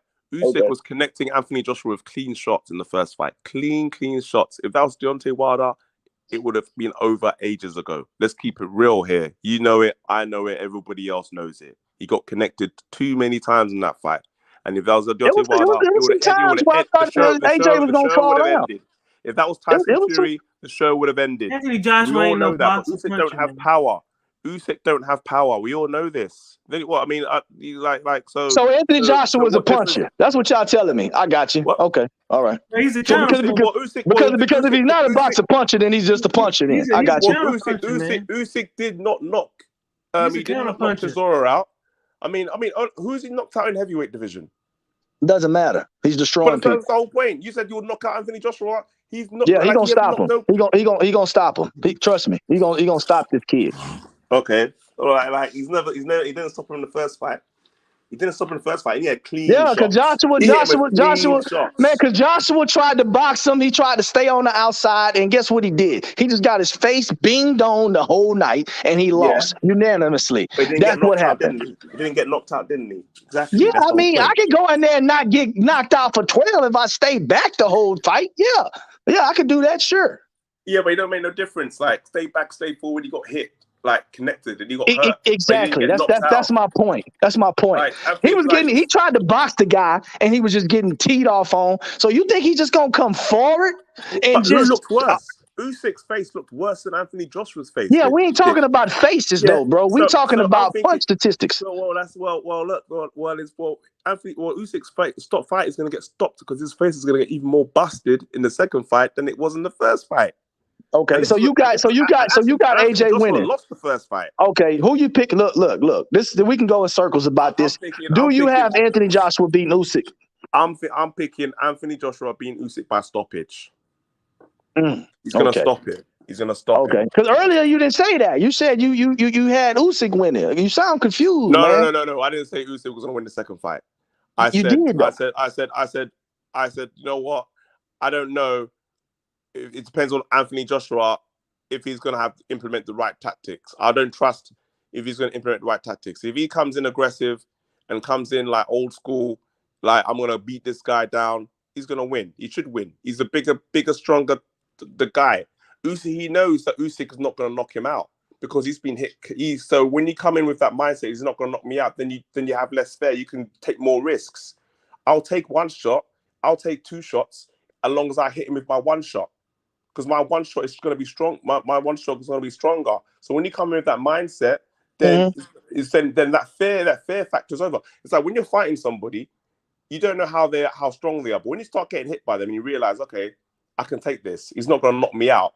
Then it makes you more, you don't have that fear. Do you know what I mean? You can go in and take more risks, knowing that okay, he's not going to be able to knock me out. Do you know what I mean? And a lot of fighters do that. Do you know what I mean? So that's why I think that Anthony Joshua will win the second fight. Because Usyk, the only way Usyk's going to win is on points. Anthony Joshua knows that he has to knock Usyk out to win. He has to knock him out to win. So I think he's going to try and knock him out, and I think he will do it. Okay. All right. But we'll wait and see. This fight's happening in July, and we'll see. But if Anthony Joshua does win, then I want to see Fury versus Anthony Joshua at the end of the year. We need to get that fight happening. And if that fight happens, then Fury is the favorite.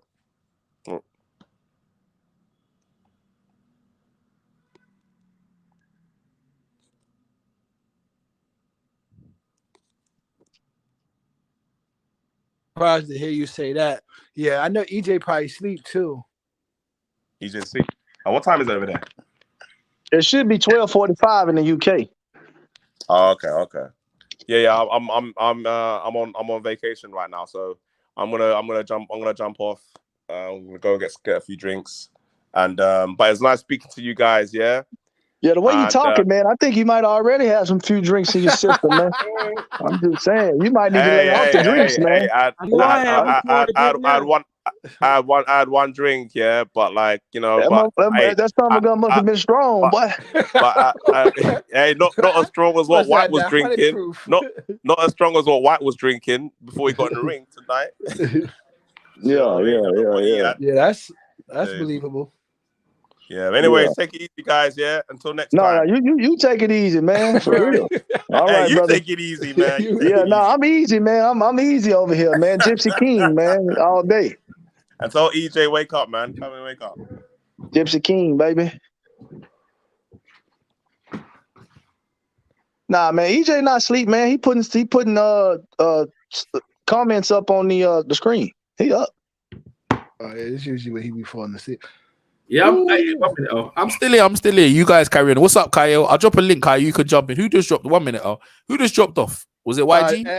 That was Edge. He dropped off. Yeah. You guys carry on. Don't worry, I'm here for a minute. I'll drop a link. Whoever could jump in for it. You guys carry on. 1 minute. Yeah. Don't nothing make them leave faster than when you start asking the truth. Yeah, man. I tell you what, though, man. That was a good performance by Tyson Fury. You know what I'm saying? Anybody who's suspected to end any other kind of way, was drinking that same stuff. There's no drinking on vacation.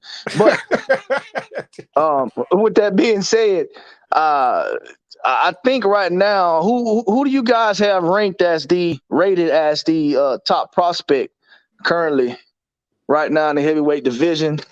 I personally like Frank Sanchez, the Cuban kid. If anybody knows me, I've always had a thing for Cuban fighters. I just like the style, especially when you get one that can punch. And I think Frank Sanchez can punch. He's got power. He goes to the body, and he's with a good trainer. So, who do you guys have? Wait, you said I thought he was above a prospect. I thought he was already a contender. Well, yeah, you could call him. I mean, he hadn't had that contender fight yet, to me personally. But I think when he does have it, he'll dominate. But that's just my opinion. He beat a jobber. Yeah, he beat a jobber. Yeah, but him and the jobber both had never had that contender fight. Yeah, but that's why they fought each other. You know what I'm saying? They had to fight each other. That's to me. That's a move to him into. Yeah, but I mean, a jogba was never good to me though. But what I was saying is he beat the other top contender. That's what made me move him into the contender, because he beat the other prospect. To me, like I always go like you fight a top prospect. If not, when you move into you fight a contender, unless you got the the backing where they move you straight into a title shot and then you win that. But yeah, I get it, but I just don't think he's smart like nobody to put him in contender yet. I think I thought that Jabba moves him in there because the only other prospects is them young dudes is the Jared kid, Jared Anderson. And there's the other Spanish kid, them young guys like that. They young. Yeah, you still got You got Herkovich. You got Sanchez is too young to be. To me, he's in the contender with Hellenius and Herkovich ain't even ranked that high though. I think Herkovich might be ranked. Nah, hold on. Herkovich is ranked higher than Frank Sanchez, homeboy. Check the rankings. No, he ain't. He ain't not on box rank and not on the. Maybe with certain titles, guys. Yeah, with certain sanctioning bodies. Some guys because you know how that goes. Some guys is not even in the other rankings because if you already ranked, Flip Herkovich not even in the top 20. On box rank. With WBC or not, like he's not even with IBF or none of them. Flip Herkovich, he ranked number 8 on the WBC, and Frank Sanchez ranked number 4. Yes. See, that's what I'm saying. So okay, but go to the IBF and go to the other rank sanctioning bodies. See, that's what box rank. Frank Sanchez is higher than him on box rank. Yeah, we can't really go by box rank. We need to go by each individual sanctioning bodies because that's what's going to get them. That's what's going to get them in title contention, and not box rank. That's a fact because if you could be ranked number 3, number 4 with IBF and they do what you call it, and then you beat somebody else and now you number 1. So he could be closer to a title shot than you think. Yeah, he ranked number 3 in the IBF. Yeah, see, so that's what I'm saying. He's way closer. He close to a title shot. He about two wins away. And if you look at it, who's above him? He got to win his next fight versus the Chinese guy. Who's above him in the IBF? Nobody. I mean, Luis Ortiz at number 2. Luis number Ortiz. 1 spot is vacant. He's scheduled to fight. Who's number 3? Flip. He should. What you call Ortiz is scheduled to fight. So Herkovich is number 3 in the IBF. Yeah, I seen that right. That Luis and Ortiz. Okay, that's what I'm talking about. He got a fight May 7th. Yeah, so the Chinese guys, Zhang, whatever. And y'all see that Luis and Ortiz is gonna fight too, right? Y'all saw that? Luis Ortiz and Andy Ruiz fighting. Yeah, I seen that. Yeah, they're about to fight. So yeah, I mean, he win that fight. He's gonna be even a step closer to getting the title shot versus. Well, that's a really away because regardless, whoever wins that Anthony Joshua in the fight, they're gonna be looking to fight whoever got the WBC title, unless this guy walk away and then they put that up for grabs within their own But I want to say, I guess so. If he retire, that means like who's next? It's like Wilder and somebody else, right? That's supposed to fight to be the interim champion. Yeah, Wilder is ranked number 1 with the WBC right now. It's Wilder and Joyce. Yeah. They won but Joyce is already lined up to fight this guy. They trying to get him to fight. And then what about the WBA and the other one? They just got their title defenses, so they on the standby. Yeah, but I'm talking about for the heavyweight though. No, yeah, that's what I'm saying. Joshua, that was how Joshua defended that. Joshua defended that title and the IBF title, right? So they got their title defenses. Like like Usyk is not gonna be mandatory to fight defend one of those titles because they mandatories already was called for. I get you, but hey, YG, I don't know if you remember this, but you remember when we talked about that WBA tournament, and I said, man, the WBA they probably not gonna end up having it, and they and goddamn, they end up letting fucking your boy Ugas fighting that title bout, so they end up canning that tournament that we talked about. I had a feeling they was gonna do that, bro. That's what I was trying to tell you when we was talking about it. Yeah, he definitely They canned it, bro. There with Pacquiao too. That was crazy. Yeah, they canned it. But look, let me tell you though, because even after he beat Pacquiao, remember they were saying that they was gonna have a tournament to see who the super champion was, and I was like, bro, if they gon' because initially he wasn't supposed to fight Spence right away, but Spence end up somehow getting that fight, bro. And I knew the WBA was gonna be like, all right, this for the super. Because people don't know this, but that same day the WBA gave out, I think, 2 other titles. Conor Fearn got one, Stanionis got one, and Spence got the other one. So you had the Intercontinental, you had the regular, and then you had the super. All that same day.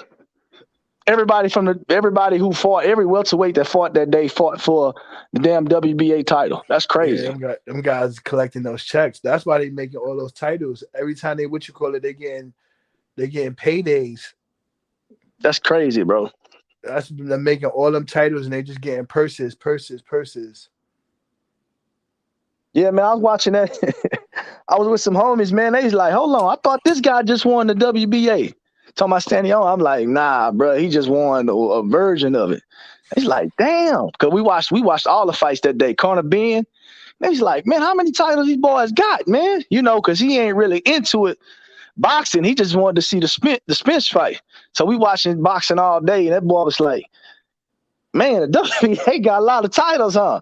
I say, man, it's sad that somebody who don't watch boxing that much can see that these boys have way too many titles out there. It's crazy, bro. Yeah, I want to see what they're going to do, too, because now that we already got Crawford and them locked in, like, basically Ortiz, Boots Ennis, and Conor. Well, Conor Ben, he ain't coming over too. He like 3 fights away from fighting the American, or even if he fight the Mexican American, that's still gonna be that's gonna be a minute. I still think he like 3 fights away. Like they still gonna give him like 3 more fights in England. before I he think he actually need. I come think he over. need to go ahead and fight Brook. Now, see, a Brook fight turns him in from a prospect into a contender. To me, now that's the kind of fights that turn you into a contender. When you beat a ex-champion or a guy who used to be a top guy, you know, that's to me. If he can go in there and he can beat Brook, shit, he might be all right then. Yeah, but that's still him fighting in his backyard. He's still gonna have to cross that water eventually. So it's like, without a doubt. Like to me, I still think his best course of action should still be looking to fight Ortiz, somebody that's gonna come forward. If he fights Boots Ennis or one of those guys that's gonna show him angles, it's gonna be a tough night at the gym for him. Yeah, no, honestly, I don't think Conor Benn is ready for any of the top guys. Not right now, at least, right? I think he needs to fight against somebody like Brook, who used to be a top guy, who just fought against Crawford, fought against Earl Spence Jr. I mean, regardless if it's in his backyard or not, I mean, who just stopped Amir Khan. Regardless, I think that's probably a fight that's going to tell him whether he needs to start exploring options over here in the U.S. You know what I mean? It's nobody else who can get him. It's no other fighter right now who I think personally could prepare him better than the fight with Kell Brook, who's been in there with practically almost everybody, really, at this point. But they still almost got. I forgot, AJ probably know the guy's name. There's still a guy that's on the UK welterweight level that they saying he might fight him. He's like two fights away from fighting him. Like they still say he an underdog versus that guy, and that guy's not really even known to us. They mentioned his name on the. If you watch, Evanesian? Huh? Evanesian? I think that might be the guy's name. I don't know how to pronounce it. Yeah. I think you're probably talking about Evanesian. That's who else you're talking about. He's a UK champion, right? He's the UK welterweight champion. I don't know where Evanesian is from, but that's the only other guy I can think about. He's the British champion. He's one. Whoever got the British welterweight title, they were talking about him. They were talking about with what sanctioning body? I think it might have. I forgot what it was. Like I just know he's the common. I don't know who what you call it. Is the Brit? He's the British or the Commonwealth welterweight champion. Okay. Basically, I don't think it's a body. I think it's their title over there. And they was talking about he's a fight away from fighting him. Like they were still saying he need one more fight before he can even fight him. Tony Bellew was the one that was saying that guy give him a good fight. He don't know if he's ready for him yet. Okay. Nah, shit, that's what's up. So but I still think if he was to pick one of the other guy, the young prospect, I think his best chance would be versus Ortiz because he just comes forward. So, yeah, I'm gonna tell you something.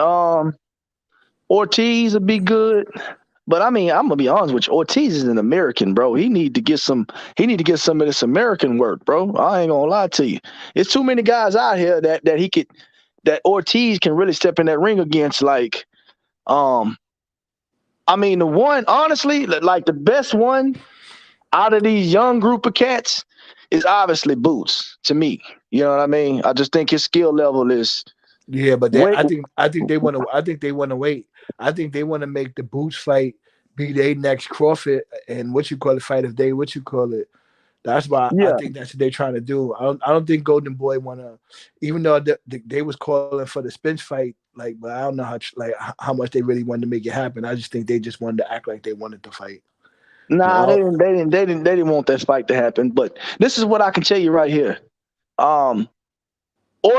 Honestly, I think a good fight for Ortiz to kind of put him right. I think he needs to fight Stanionis next, bro. That's who I think he need to fight. That's who he needs to fight next.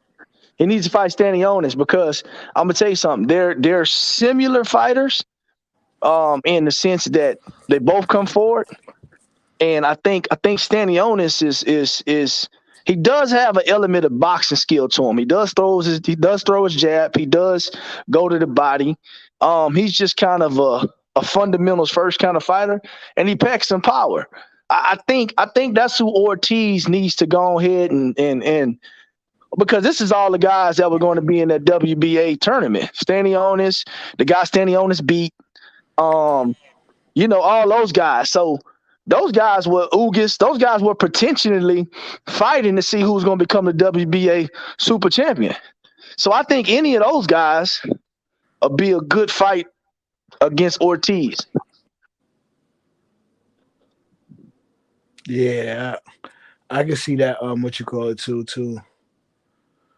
I think because that's better than that's better than anything else. I can't really, other than who else is it for him to fight? Yeah, it ain't. I mean, he can fight against Avanesian. He can fight. It's some other fights out there. Obviously, he can fight against that other guy who fought Crowley. He can fight against him. But I think somebody who's going to push him. Because I mean, I got Ennis washing him, but I'm talking about somebody that's gonna push him to the ability to see if he's really ready for a step up fight. I think Stanionis is his best option. I think he's probably out of the young guys, he's probably the one that's closely even to me as far as skill level with Ortiz. No, that's a fact. We gotta go. We about to go through a change in the guards. We gotta get some new. Real soon. That division was mad deep for mad long, and now it's washed up now. Cause you guys still talk about boxing. You guys still talk about the boxing, or you gone off to something else? Nah, yeah, we still talking about the. I'm looking in the corner. I'm watching the corner. Yeah, I'm watching the corner in the thing, and there's this beer mayhem in the corner. Like they're telling him to shorten. They're basically telling him to box with the boxer, man. I can't believe it, man. I called Harold Knight. He ain't pick up the phone. Obviously not. They're teaching him to box with Fury, so catch and shoot. But end of the day, and I don't think you guys know about St. George's. So St. George's, is like the patron saint of one of England's saints, right? And the far right, or the National Front, and that's the racist party. Like you guys would call it the KKK. They represent that flag. So you see Tyson Fury's gloves. If you see it on the screen, they're red and white. So that was the day they're fighting on St. George's Day. So they got a black man here, Dillian here, for a lynching. That's some modern day lynching right here, bro. Man. I'm telling you, bro. Look, he's wearing the gloves. Look, I'm not lying. It's St. George's Day. Nah. I know. Type St. George's Day type St. George's Day in Google. Right, and then you'll see the racist party. So and then you also they put the Ukraine guy right against the other black guy, and they were trying to rob him as well. But luckily he won. But Dillian, nah, man, they got the Jamaican here, right, to get back up on the St. George's Day. You know what I'm saying? Modern day lynching is what you're seeing there. See, you wouldn't know that, because and Tyson said I did it for you English people. Black people don't celebrate St. George's because it's been took over by the racist people. Just to let you guys know that. And that's why a lot of black people are upset. But that's what it was. You saw a modern day lynching out here, man. When he did it to Wilder, and he did it to Dillian as well. Two black guys that most people think are feared and scary. And this guy came in and beat them. There are going to be movies about Tyson Fury, like Rocky. They're gonna do some Rocky movies on the scene. They did Tyson. Hey, man, Tyson Fury. That's why he can retire, man. This man was gonna kill himself, man. Man, when somebody do a biopic of this guy, man, he gonna get paid out the wazoo, man. For real, bro. It's gonna be crazy. If you're a person of color today, you're mourning, but you're not as a boxing fan. You're like, yo, that's the right guy won. They had the wrong game plan, but if you look in the trainer, you see a black trainer in the corner. So you gotta balance it up.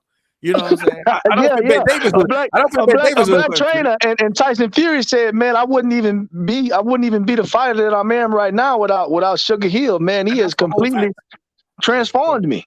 Yeah, because he said he's making him stop people. Because with him, Sugar, I just wanted to box, but Sugar's actually making me go out and stop people. Well, I was thinking that too. You talking about doing the Tyson Fury story? We should be doing the Sugar Hill story. No, but you see with Donna Stevenson, right? That's what he did. Donna Stevenson win on defense. Donna Stevenson, all of his defense were mainly knockouts. You know what I'm saying? And that's what he's doing. He's implanting on him Fury to hit harder and get more knockouts. So everyone said Tyson Fury is a feather fisty. He don't look feather fisty to me. Shit, them punches, that uppercut was sweet, Yeah, man. that boy shit looking heavy. That boy dropping them Texas-sized punches out there, man. Yeah. That's some good stuff, man. Hey, listen, Dillian. Yeah, listen. I just look like this, man. Listen, I mean, they just got the strategy wrong. You know, I don't think, even if they got any strategy, I don't think you're beating Tyson Fury. You know what I mean? I don't think you're beating Tyson's open up in round 5, boy. Tyson is opening up in round. Dillian's just following him around, man. He's just following him around, man. And they see how he tied him up, and nah, man, he's just this one-sided. Anyway, last words anyway, because there's nothing more to say. Everyone's PM. It's good to have you guys over, by the way. Fight Doctor ain't said one word. Has he said anything? He said something earlier, man, but I think he kind of chilled off, you know. So wow. All right, Phil, you go first. Last words. Go ahead. All right, man. Look, first of all, man, I appreciate you having me on, man. It's good to talk with you guys. That's awesome, man. I'm glad to see everybody's doing well, especially going through this, because we're still going through COVID, but you know, everybody's surviving, maintaining. You guys still putting up content, man. I appreciate that. But as far as boxing, man, I think boxing is in a good place. I think boxing is in a really good place. This month alone, man, has been amazing, and we still have fights to go. We got Shakur against Oscar Valdez at the end of the month. We even got Katie Taylor and Serrano as well during this month. Man, boxing is a good place, man. And then when you go to the month of May, we got Undisputed with Jamal Charlo Castano. We also have the Canelo versus Bivol fight. Good fight. Yeah, I mean, it's a lot of boxing here at the beginning of the year, man. Boxing is in an awesome spot, man. You know, I can't be more excited about the sport, right? They're actually doing what they're supposed to do. We just had Spence become unified, grabbing the WBA belt this month as well. So it's a lot of great things happening in boxing, man. Today, Tyson Fury stopped Dillian Whyte. I still have him rated as the best heavyweight in the world. I'm interested to see if he's going to actually retire, or is it just Tyson Fury doing what Tyson Fury does, keeping everybody on their toes, keeping everybody confused. And, you know, look, man, at the end of the day, whether he decides to retire or he decides to go in and try to fight for Undisputed, man, Tyson Fury is a great champion. He has a great story. He had a bunch of stumbles and falls in his career. But as you can see, man, that's what it's all about, man. You know, dusting yourself off and getting back up and doing it all over again, man. But again, man, I appreciate you guys having me on. I got Shakur Stevenson beating Valdez. That's one of my top guys. I've always been a Shakur fan since the Olympics, man. So shouts out to him. I hope he does well. And I'll hear from you guys later on, man. Appreciate it. Nice one, Phil. Thanks very much. Go ahead, YG. Yeah, as always, man. Yo, good looking, EJ, man. Definitely chopping up with you later. You already know, man. It's funny, man. I'm glad you came over to the side, man. Yeah, he won me over. Yeah, he won me over, man. He won me over. He won me over, man. I can't hate. That was a masterclass performance. It really was. In boxing, it was. Nah, yeah. Y'all appreciate YG. All right, well, you take care, YG. Peace out. Hey, PMC, go ahead, PMC. Last words, go ahead. Not much, man. It's been a minute, man. So yeah, man. I told you, give me your number, man. What's wrong with you? Like, we're all on WhatsApp. You guys, and you know, either you. No, we're all on WhatsApp. With me, YG, Dan the man. Phil's not on there, but we're on WhatsApp. I told you, like, I don't know if you got WhatsApp. Like, we're on WhatsApp. You gave me a number. I would have added you to the group. We talk on that more time, and that's why I don't really do much live stuff unless it's like something like this. But if you, it's cool though, like, you know what I mean. But I really you and Spencer. What did you think about when you was talking to Spencer? I enjoyed that one though. Oh man, I thought YG held it down, man. You know what I'm saying? He the one. Is it? He was coming at him. He the one that got him out. That's what they kicked us off the show. That's what they kicked off his show. That's what, you know what I'm saying. That's what they did. But that's good. You had everybody on, man. So thank you for reaching out to Steve Cunningham, and Spencer Fearn, and all these other guys, man. Because I know for sure. For me, I would never had that experience talking to Steve Cunningham like that. You know what I'm saying? All these other guys, if it wasn't for you. Yeah, but you know, you put, you know, you wouldn't, like, you're a content provider, like you got your channel. I don't know if you upload and stuff, but I always enjoyed it when you was uploading videos and your breakdowns and stuff like that. So You know what I mean? I really enjoy like when you do videos. I don't know if you're gonna start again, but yeah, like in the group chats, like dropping up because we know each other for years now. So it's Right, where I look, it's like I don't mind taking nuts. Five doctors on there as well on the hangout on the thing as well. So you know what I mean? We cool like that. We just chop it up like, yo, what's up? On the thing. But yeah, PMC, I really appreciate you coming over. And the Valdez, we're gonna cover Valdez, we're gonna cover Serrano, and we're definitely gonna cover Charlo. So we're gonna cover all the major events and that. But thanks very much for coming over, PMC. You take care. It was enjoy, man. All right, I'll catch you later. Yeah, you see, right, take care, man. Peace, man. Fight Doctor. Go ahead, Fight Doctor. Fight Doctor. Call in the Fight Doctor. Beep, beep, beep, beep, beep. All right, I guess Fight Doctor's not in the house today. Yeah, man. Tyson Fury, like Teddy Atlas said, the knockout, would come. Fury when he's tying him up, tying him up, and then all of a sudden he shot the uppercut. It was beautiful, man. That was crazy. That was crazy. That was a masterclass of boxing by Fury. Unlucky for Dillian Whyte and his team and his coaches, but that's how boxing goes, man. I hope you guys enjoyed the broadcast. If you're catching this on archive, make sure you put the thumbs up, subscribe, and I'll catch you on the next one. Peace.